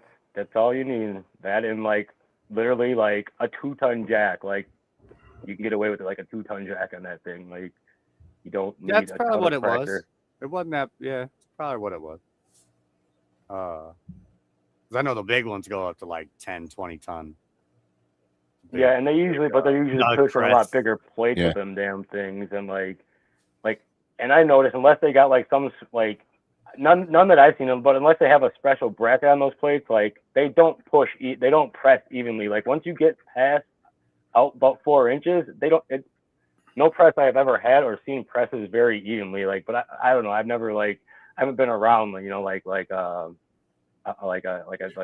true like what would it be like rosin innovation. Like I've never seen, I've been like, so that would be something that was like they're set up for like $4,000, like $5,000 for like I've never been around one of those. Maybe they're different, but like every press I've never been around, like they don't like outside the 4 inches from the center, like they don't press evenly. Like I don't care how big your plates are, because the bracket that like you got the hydraulic pins and those are only 2 inches wide, and unless you have like a plate pin going onto those where it's actually pushing on the entire plate and not just that saddle, Right. like and some, like I have seen some that have a saddle, but it's just a 1/4 inch aluminum saddle. It's like that's aluminum on a steel plate. Like that's not pushing anything. Like that's gonna fold. Like, but yeah, they. I used to love pressing. Now I just see it as like a hassle. But I used to just love it for some reason. But I don't know. That's when I used to love rosin a lot more too, though. So I went down the rabbit hole. So I'm like, oh sweet, I have all this larvae cannabis. You know what I mean? So want to make bubble hash? Cool. So I buy the bubble bags and I buy the washing machine. And then I start making it, and then I start doing some research, and I'm like, oh man, now I need a freeze dryer. And then I'm like, oh shit, then now I need a press. And now I'm done. Yeah. I'm not, it's too much. It's too much. Maybe later in life, if I do get some, some of those, if I find a press or if I find a freeze dryer or, something on a deal, you know what I mean? But yeah, honestly, like I've never made like bubble hash myself. Like I've gone over a buddy's house while he's made it and like helped him and stuff. But like, I'm just like, it's incredibly hard to dry without a freeze dryer correctly. Yeah. Like, so you might as well just dry sift it and so what I did, deal with it and like. I had it on a piece of parchment paper, right? And I just set it on my little toolbox, and it's probably around 40-50% humidity in my shed, right? Probably like 50, 60 degrees, 70 degrees, probably 70 degrees, right? So then I let it sit there for a couple of days, and then I looked at it, right? And I took the paper and I folded it, and I unglued it, and I glued it, and I unglued it, and I worked it. I kept working it like taffy, right? And I kept doing that, and I did that for about 20 minutes, a half hour, and I set it back up there. I did that every day for like a week. I'd pull it down and I would smash it together and I'd pull it apart. I'd smash it together and I'd pull it apart and I'd put it back up there. And at the end of it, it was some really good, like buttery. It was real light, real good. Like it was easy to pull apart. Like it wasn't like real hard at first. I was able to like pull it off with the dab and like dab it. It was like really good. But I think I like what's called cold cured it or whatever, kind of. You know how you keep stirring it and let it sit and stir it. I kind of did that to it, but it was like just out in the open air. You know what I mean? It was not ideal. Yeah, I mean, not something I probably could replicate. I don't know. Like the only advantage to like bubble hash washing is like like you can like fresh freeze it, like and use like fresh frozen. Like that's the only real advantage. Like and. Like honestly, I would do that, but like, to get the quality you need a fucking freeze dryer. And I don't care if you can get like the cheap ones for like even like a cheap one they're like $600 or $800 like on Amazon. I'm just like, yeah, that's why like when I got to that point, and like like a name brand one's like $1,200 at least, and it's just like I'm not spending that like. So I started looking into freeze dried candy because if you start selling freeze dried candy.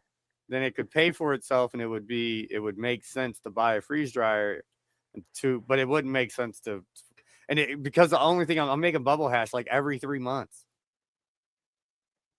I mean, if you have some place to sell that candy though, but I think there's a big market for that for now. There is, I mean, yeah, that's what I was told. But if you have like some place to unload it, like, because. Like I even know a buddy who got a freeze dryer just to make candy for himself, like because he loved the freeze dried Skittles and they're like $10 a bag. He's like, I eat so many of these, I can just buy a freeze dryer and I can run and go do the shit to normal Skittles. After a year, I'll pay for itself. I'm like, Jesus, you eat a lot of Skittles, man. Yeah, like, exactly. Yeah. Now he like freeze dries like everything, and like I've actually thought about like because like. everybody I know has like bubble bags. I was just like thinking about borrowing one of those, and then using his freeze dryer because he told me I could, but I was just like, nah, because I know he's not.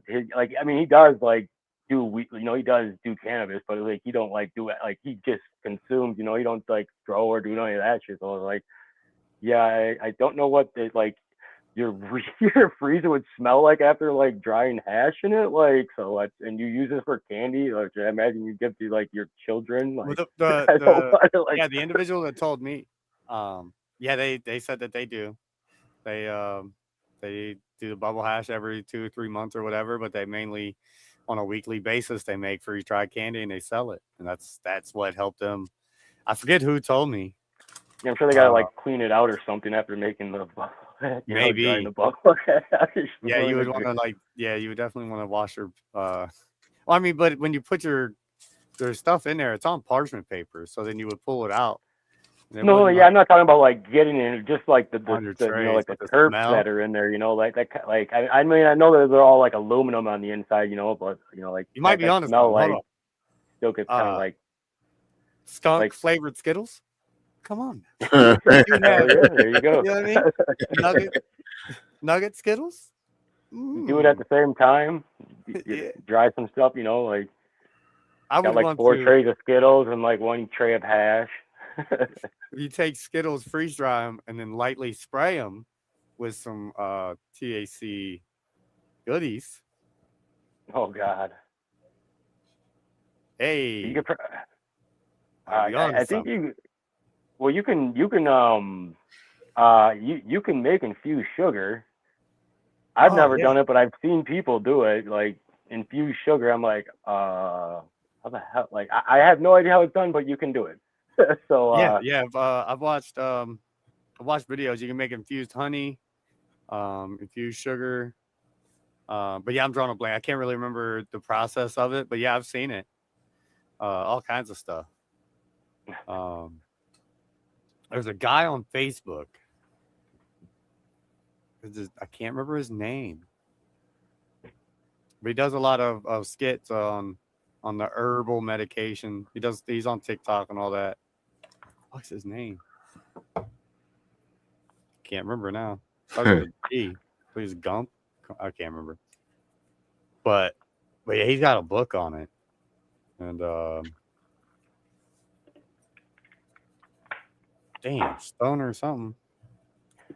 It's about making teas. Like infused medication. Oh, okay. So infusing like all sorts of crap. Yeah, everything. He's got a book. My mind I'm stoning out.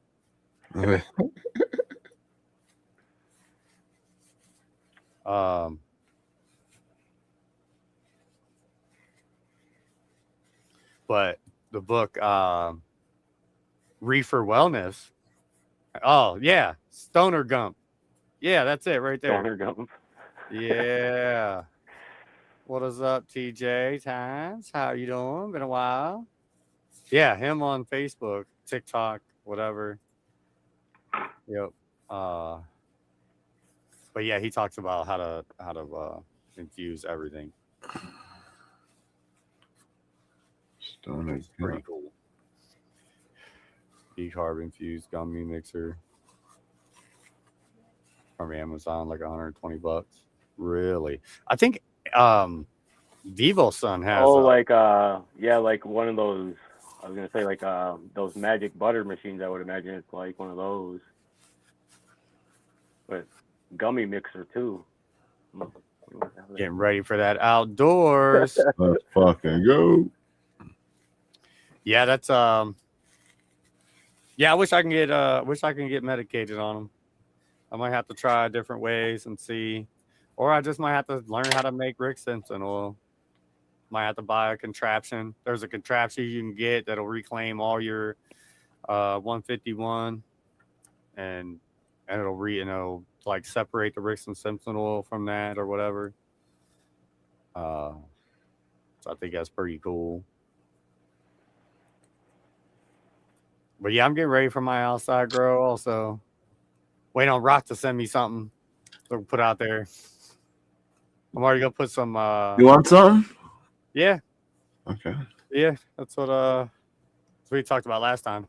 Anything you want outside, I'm not gonna like stress it out, or it's just gonna be outside. See what happens. You know what I mean?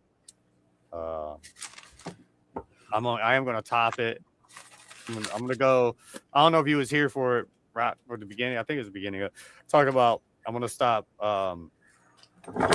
defoliating my plant how I used to. I'm gonna just let it grow up, and I'm gonna top it if I wanted to grow the lateral branches.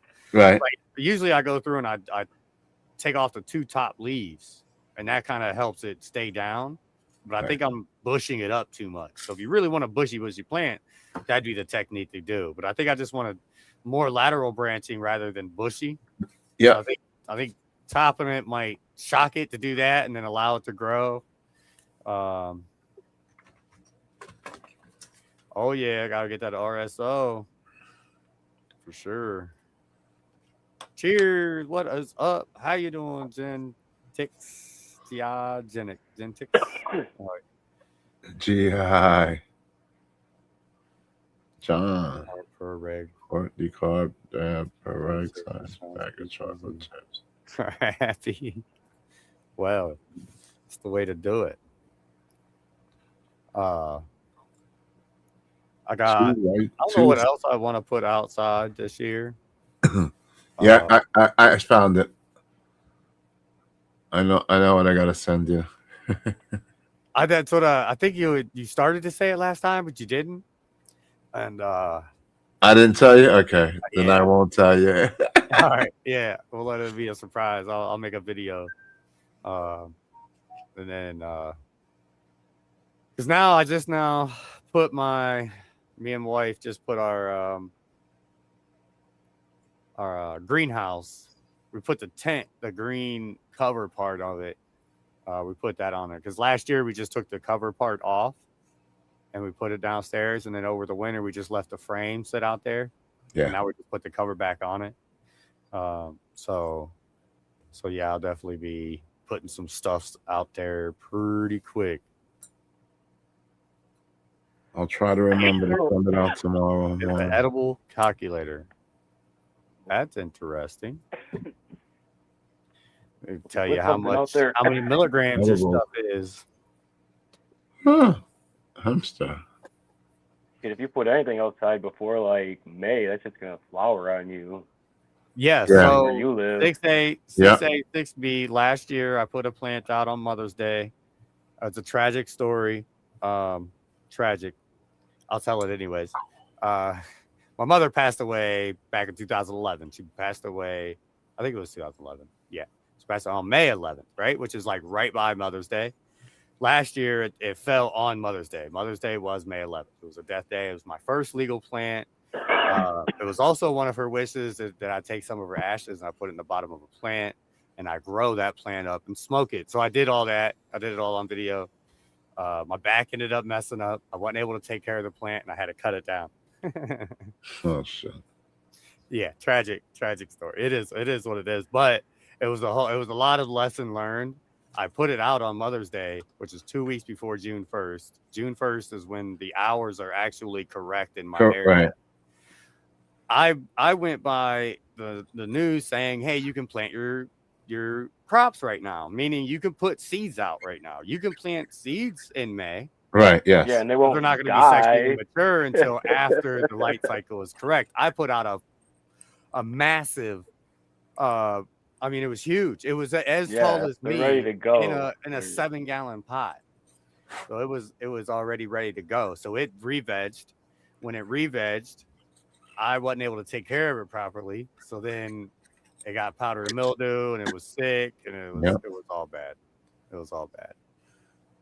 So like even if you cut it down, even if you plant like even like a seedling outside, then like it will start to flower and then it will re-veg. Like that's what it did, and then fucking flower again, like because like I tore it down before that time. That date is really just for like the last frost, like you know, right.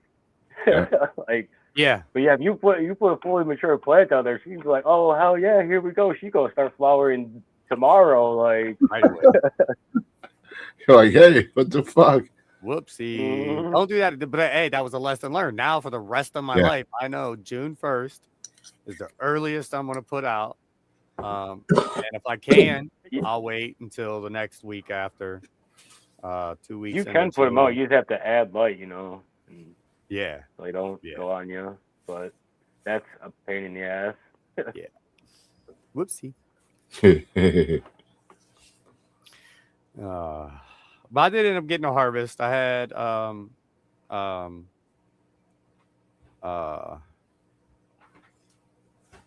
Genetics 101.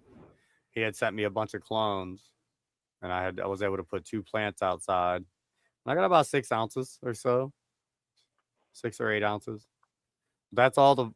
I've had 2 outdoor grows, and I've gotten probably about a half pound each year. One year I grew 5 plants, and I tried to scrog them out. That was a mistake. That was the dumbest decision. I tried to make them flat. The only thing that came out of that patch was my Subway tomato. My wife had got a Subway sandwich, and she got it from, she didn't want the tomato, so we threw it in our compost bin. Well, then it ended up growing tomatoes. So I took those tomatoes and I grew it, and it was some of the best tomatoes in the world. It was so good. It was nice and red and plump and firm. It was good. It was good tomatoes. On an accident. It don't matter, dude. Like, homegrown tomatoes are like always fucking good. Like, my mom could barely keep plants alive, but her fucking tomatoes outside would always were all dude, she'd always she grew a couple bushes of normal tomatoes, but most of them were cherry tomatoes because all the grandkids ate cherry tomatoes. Like, when I was a kid, like I said, she could barely keep anything alive. But when she started getting grandkids, she started putting tomato plants out there, and they eat so they just rip all the cherry tomatoes off. But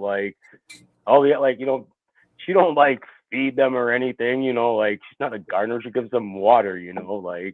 But man, they were some of the bombest tomatoes. Because I'd always take the bigger ones. And I personally don't like tomatoes, but I love stewed tomatoes. I mean, I would eat a whole a stewed tomato whole. I actually when I make my chili, I use whole tomatoes in there, just stew them up. It's gonna be too much light. What? Woohoo! Oh. Banana butter pie. I'm trying to diffuse the light. That looks beautiful. Frosty. Super frosty. So good. Whoa. Almost knocked over the whole jar. Sorry about that light. But I say that because the GI just said. So you like the taste? Oh, my brother-in-law was mad at me now. Uh-oh. I didn't clone it. He's like, you ain't clone it, bro? What do you mean? He's like, bro. He's like, you in the Georgia Hope. He's mad at me. I didn't clone either of those. Oh shit. Yeah, I didn't clone that. I knew I was letting go of that one, so I gave him a pack of the thing, and then I told him about the beans. I had the can, and I was checking on the beans, and it slipped, bam, and it hit the floor. So the 2 beans that I had are somewhere in this tent, maybe outside the tent somewhere. I don't know where they're at. I've already cleaned up, and they're just gone. So you don't have no more butter pie? Yep, no more butter.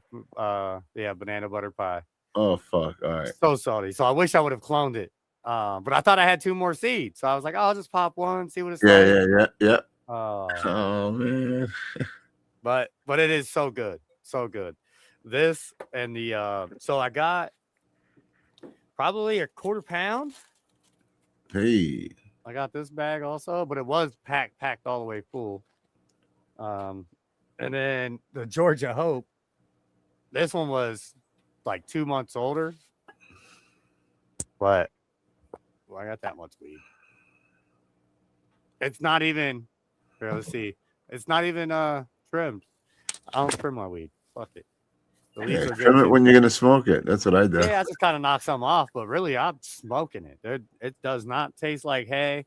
I got to keep the bag on it. If I don't have the bag on it, it just permeates through this glass. It just like I just sit here and just smell Georgia Hope. I just like I have to keep the bag on it, or not, if not, yeah. It contains the terpenes. So yeah, I love the Georgia Hope smell, and the banana butter pie is like pungently funky. Yes. Like, yeah. And then, but it's like skunky on the inhale, but then it's kind of creamy or creamy smooth on the exhale. Yeah, on the exhale. Yeah, that's what my brother-in-law told me. I was like, well, that's exactly what I heard too. So it's pretty unique. I'm still amazed. I've said this a couple times. I'm still amazed that this plant can taste like whatever the fuck it wants. Yeah. It doesn't matter. Whatever it wants. Think of a combination. Cannabis tastes like it. Give it time. It will. It tastes like a skunk's ass. Creamy banana to a Georgia peach. But that Georgia peach, when you smoke it, tastes like a Georgia peach. But when it's in the grown on the plant, it smells like stank, like fermented gym sock, hot blue cheese. It's like really pungent. Like I don't know if I like that.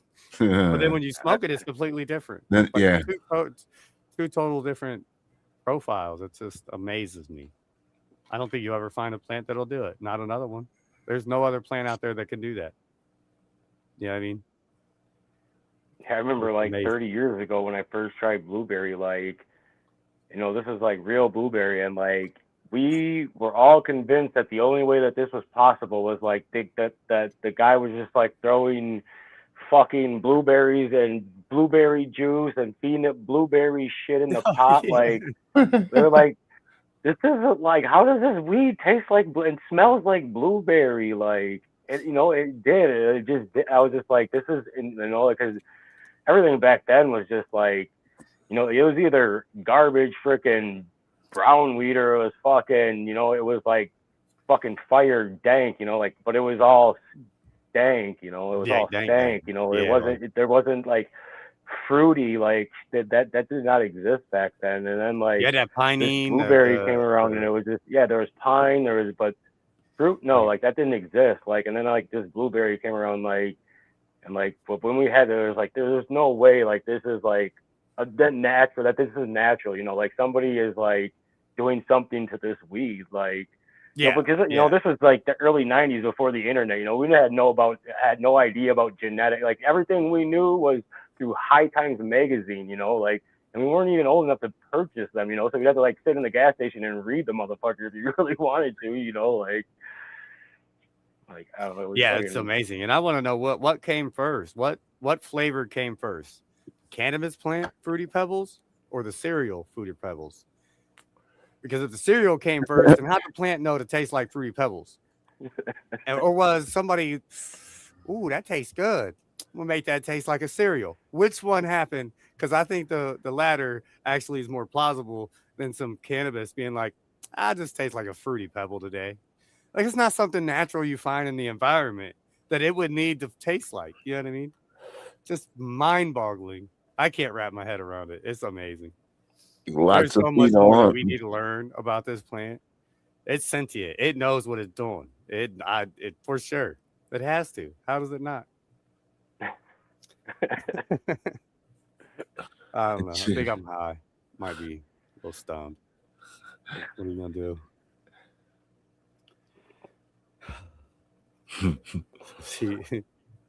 Yeah. It's good weeds. Good weeds. And the no joke, it's actually really good, but it doesn't have too much of I guess it's more earthy. It doesn't have too much of a smell, but the flavor is kind of like on the back end. It's like big league chew. Like you ever had the grape bubblegum, the big league bubblegum chew? Right. It kind of tastes like that a little bit. Wow. Okay. But I think I should have. I think I might have. I think I might have put it in a jar too soon. So I took it back out of the jar, and I've just kind of got it sitting here. But it's really good. It's real good. It's just some weeds. Drop one. I was gonna say I thought you dropped one. Yeah. Yeah. But Also sitting in the weed bin, we got some good old Doritos just sitting in the weed bin. The weed will dry. I also have my favorite colored papers.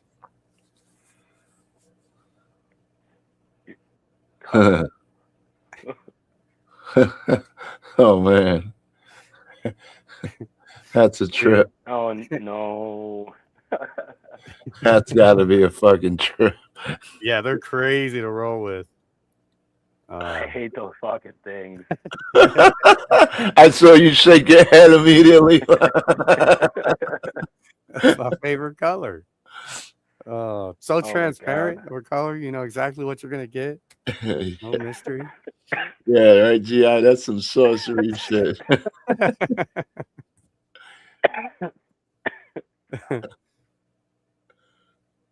Yeah. Oh yeah. About that too. They do respond to bird sounds and music. Um, if you play the Fifth Symphony, I think like Mozart or Beethoven, the Fifth Symphony, their plants really love it. If you play like heavy metal or real distorted sounds and music, um, the cell structure of your plants can be damaged or distorted, and your plants won't be as vigorous. There has been studies on that. Uh, so classical music, bird sounds. Bird sounds actually a half hour before lights come on will actually signify for your stomata to open up and for it to start um, generating energy for the light to absorb. You know what I mean? To convert the light photons. So the bird sounds uh, definitely wake up the plants. So, I forgot I was gonna ask you this. You believe in like the new under canopy lighting? I always refer back to like because I'm religious. I'm not religious, but I'm a God fearing man. You know what I mean? And I'm only a steward to the plants. I'm only trying to mimic what nature has already provided or what nature is doing. Um, do I see a negative effect from it? No, but it's not something natural. It's not something that you know what I mean. Yeah, But I like don't think it will really freak the plant out. Like it'd be like no, I like think it'll I still don't do a believe there is thing. a negative effect like at all. To be honest, like it's just You know, there is a cost effect. You know, like cost effect. these lights cost money to own and operate. Like Mhm. you know, like is That's it that's worth one reason why I that wouldn't do it. I extra don't think wattage underneath the canopy? Like I don't know, like because like I can see like side lighting maybe, but like they're like there's lights that are like underneath the canopy, mhm. Like laying on the and dirt almost, yeah, and shining like up. and like to my knowledge, plants they technically can photosynthesize from the bottom, but that's mainly for transferring of like that's where all the stomata are on the bottom side of the leaf. Like so, I can't imagine there's a lot of photosynthesis going on inside the bottom side of the Or- leaf. You know, like So that so when you look like at a a lot of these plant, like systems like run like right on the tops of the pots, like and it's just like they're when a plant has too much light, the it'll curl or it'll flip over and it won't. So you're like right. out of If it stress, yeah, like but these so lights aren't like I guess they're not like like these are like most of these lights that I've seen, they're not like super powerful lights. They're usually like like 60 watts or something, 100 watts. yeah. Like So it's been like the bottom of the leaf doesn't seem like it would do much. So I do know that we used to think that green light didn't affect plants at all. And now we understand that green light carries other light photons deeper into the canopy.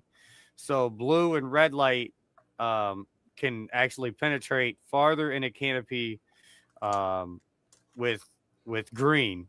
So if a plant starts to turn purple at top, it kind of shields a lot of the light from getting to the lowers. You know, what I mean that's why it like a cannabis plant will show a lot of anthocyanins, a purple, is for like a sunblock type of thing. Um, so if it's doing that, then it's stopping your light photons from really penetrating deep into your canopy.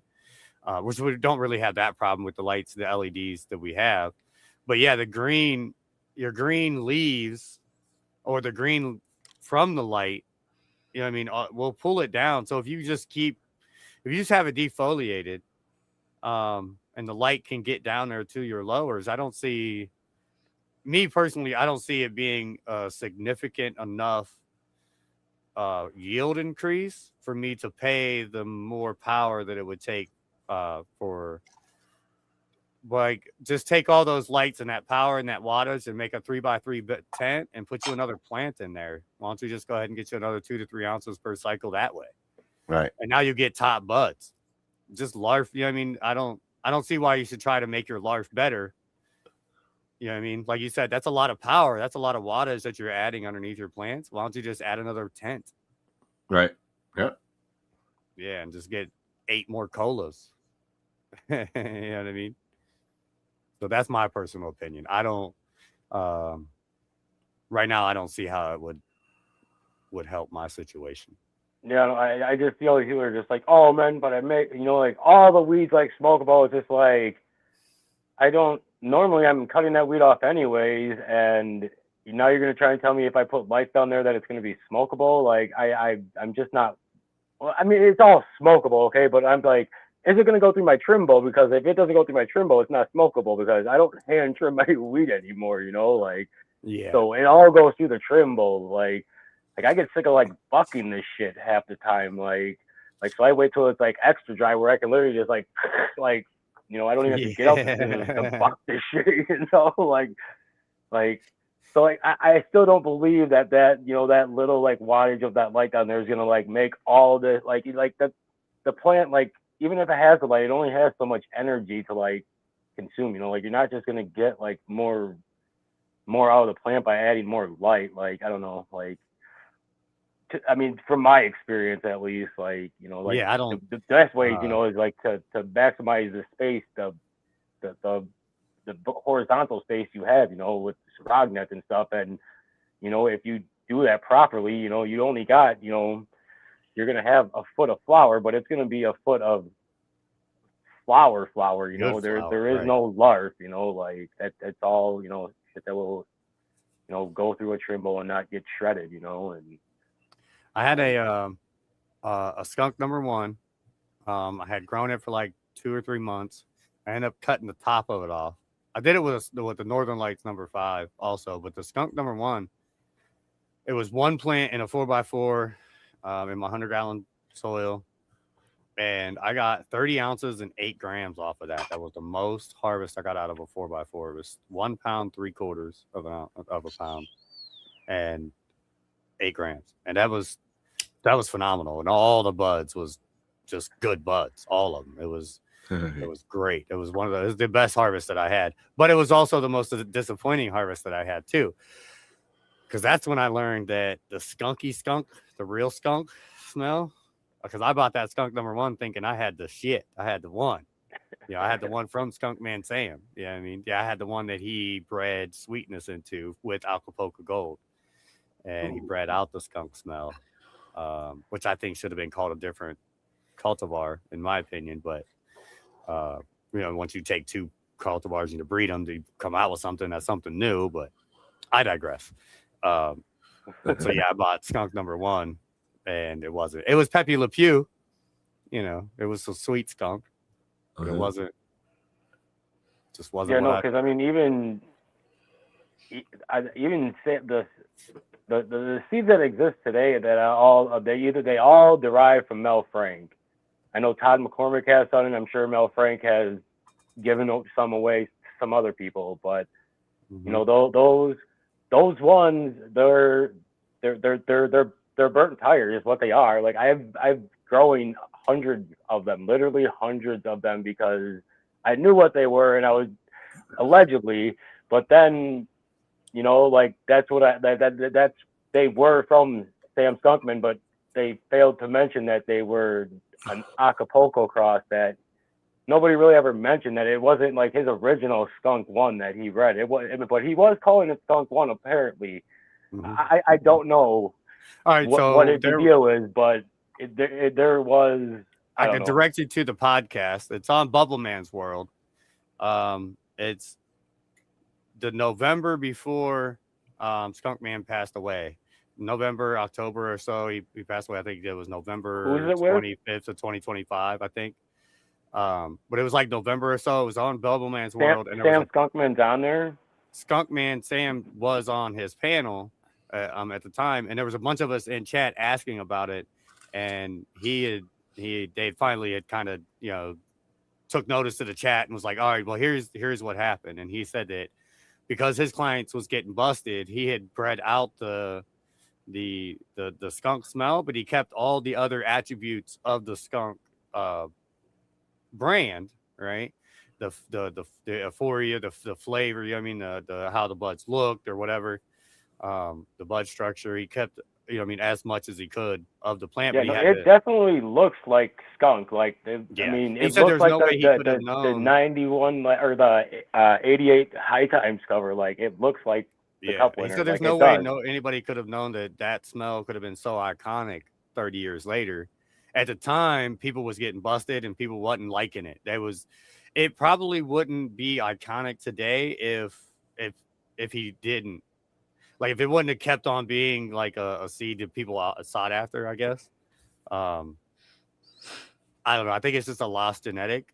He said you might be able to find one, it could pop back up one day, come up, if you start like crossbreeding them or not crossbreeding, or inbreeding them, doing like inbreed lines and stuff like that, you might be able to. He said, but it's a 1 in a million shot. That's kind of like verbatim, not said, this was hell, that was 2 years ago almost, you know what I mean? But Yeah. I had harvested my Northern Lights number 5 like the day after he had passed away. I thought that was kind of ironic, kind of crazy. That's why I stopped showing up in town. Cops loved it. Yeah. I know, because I remember I was actually like running, like I said, like I've run, like I got, 2 10-packs, of 20 10-packs from Todd McCormick, and like so I've run like a bunch of these, and I remember I actually bred, like the day I found out he had died, I had just pollinated one of his males that I had it smells just like like burnt rubber, like it smells like burning rubber. Like, I don't know how to describe it, like, but that's how like most of that turf is. It's just like burnt rubber. And but Irene Genetics had a 90s skunk that they had as a tester, and I got a hold of a buddy who had a cut of it, and they're basically almost the same, like not in the structure, like their structure is different, and the 90s skunk, the Irene one, actually goes a lot longer, like but they kind of had the same terpene profile that was like a burnt rubber. Like the other, like the Irene one was like I don't know, it did have a little bit of like sweet earthy into it too, but like I said, like the one from Todd McCormick, those are all just like a just burnt rubber smell. And I remember, like, and I actually, like, so I have like a cross of them, but I still haven't, like, I still just have them sitting around. Like, I have never even run them or anything. But yeah, like, cause like I said, like I had been searching for that skunk, for forever. Like, literally for like the last 10 years, probably. Like, I have tried every skunk on the face of this earth. Like, if you've grown it into skunk, like, I have definitely tried it. I could guarantee you I tried it. That's when it wasn't until like 3 years ago when I heard about Todd McCormick had these, and then like I actually saw like the legit story how they came from Sam, and that got me all excited. And and then I went and bought a bunch of them, and like they were so inbred, like they're all the same basically. I mean, like you might, I don't have a million seeds of it, but you might, if you had a million seeds, you might, and you could definitely inbreed it one more time. I definitely did, like I still have them and I haven't done anything with those, like, but yeah, it's definitely, it's just not here, but it's not lost. Like all of it can be recreated. I mean, Somehow the the plant terpenes will like do it if it wants still, to. the terpenes still exist. Like, you can recreate just about anything. Like, we have all these crazy terpenes. Like, I don't know. It's just, you just have to. It has to be hunted. Like, it has to be wanted enough. But it's been That's how they I mean, found it, I'm right? like I said, like I have multiple skunk crosses of my personal stuff that I haven't even hunted yet. And like I still have probably 6 or 7 packs of skunk that I haven't even popped by various other people, and I don't know. I basically gave up on that. I'll let somebody else find that or recreate that. Like, I don't know. I got Just want to like I don't create know. more I stuff. got like there's a lot of like things that from like my past that I like remember that are like filling that void now. Like I got this the Sour D by the BX4 by Karma. Like, it's it's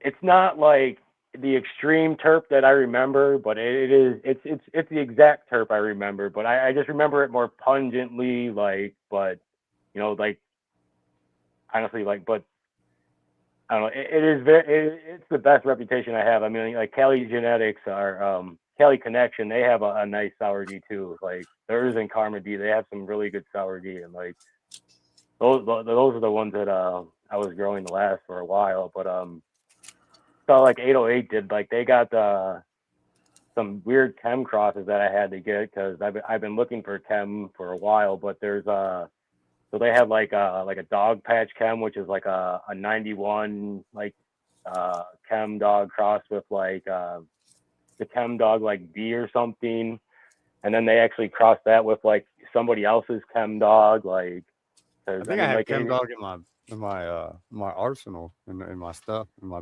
seed bin.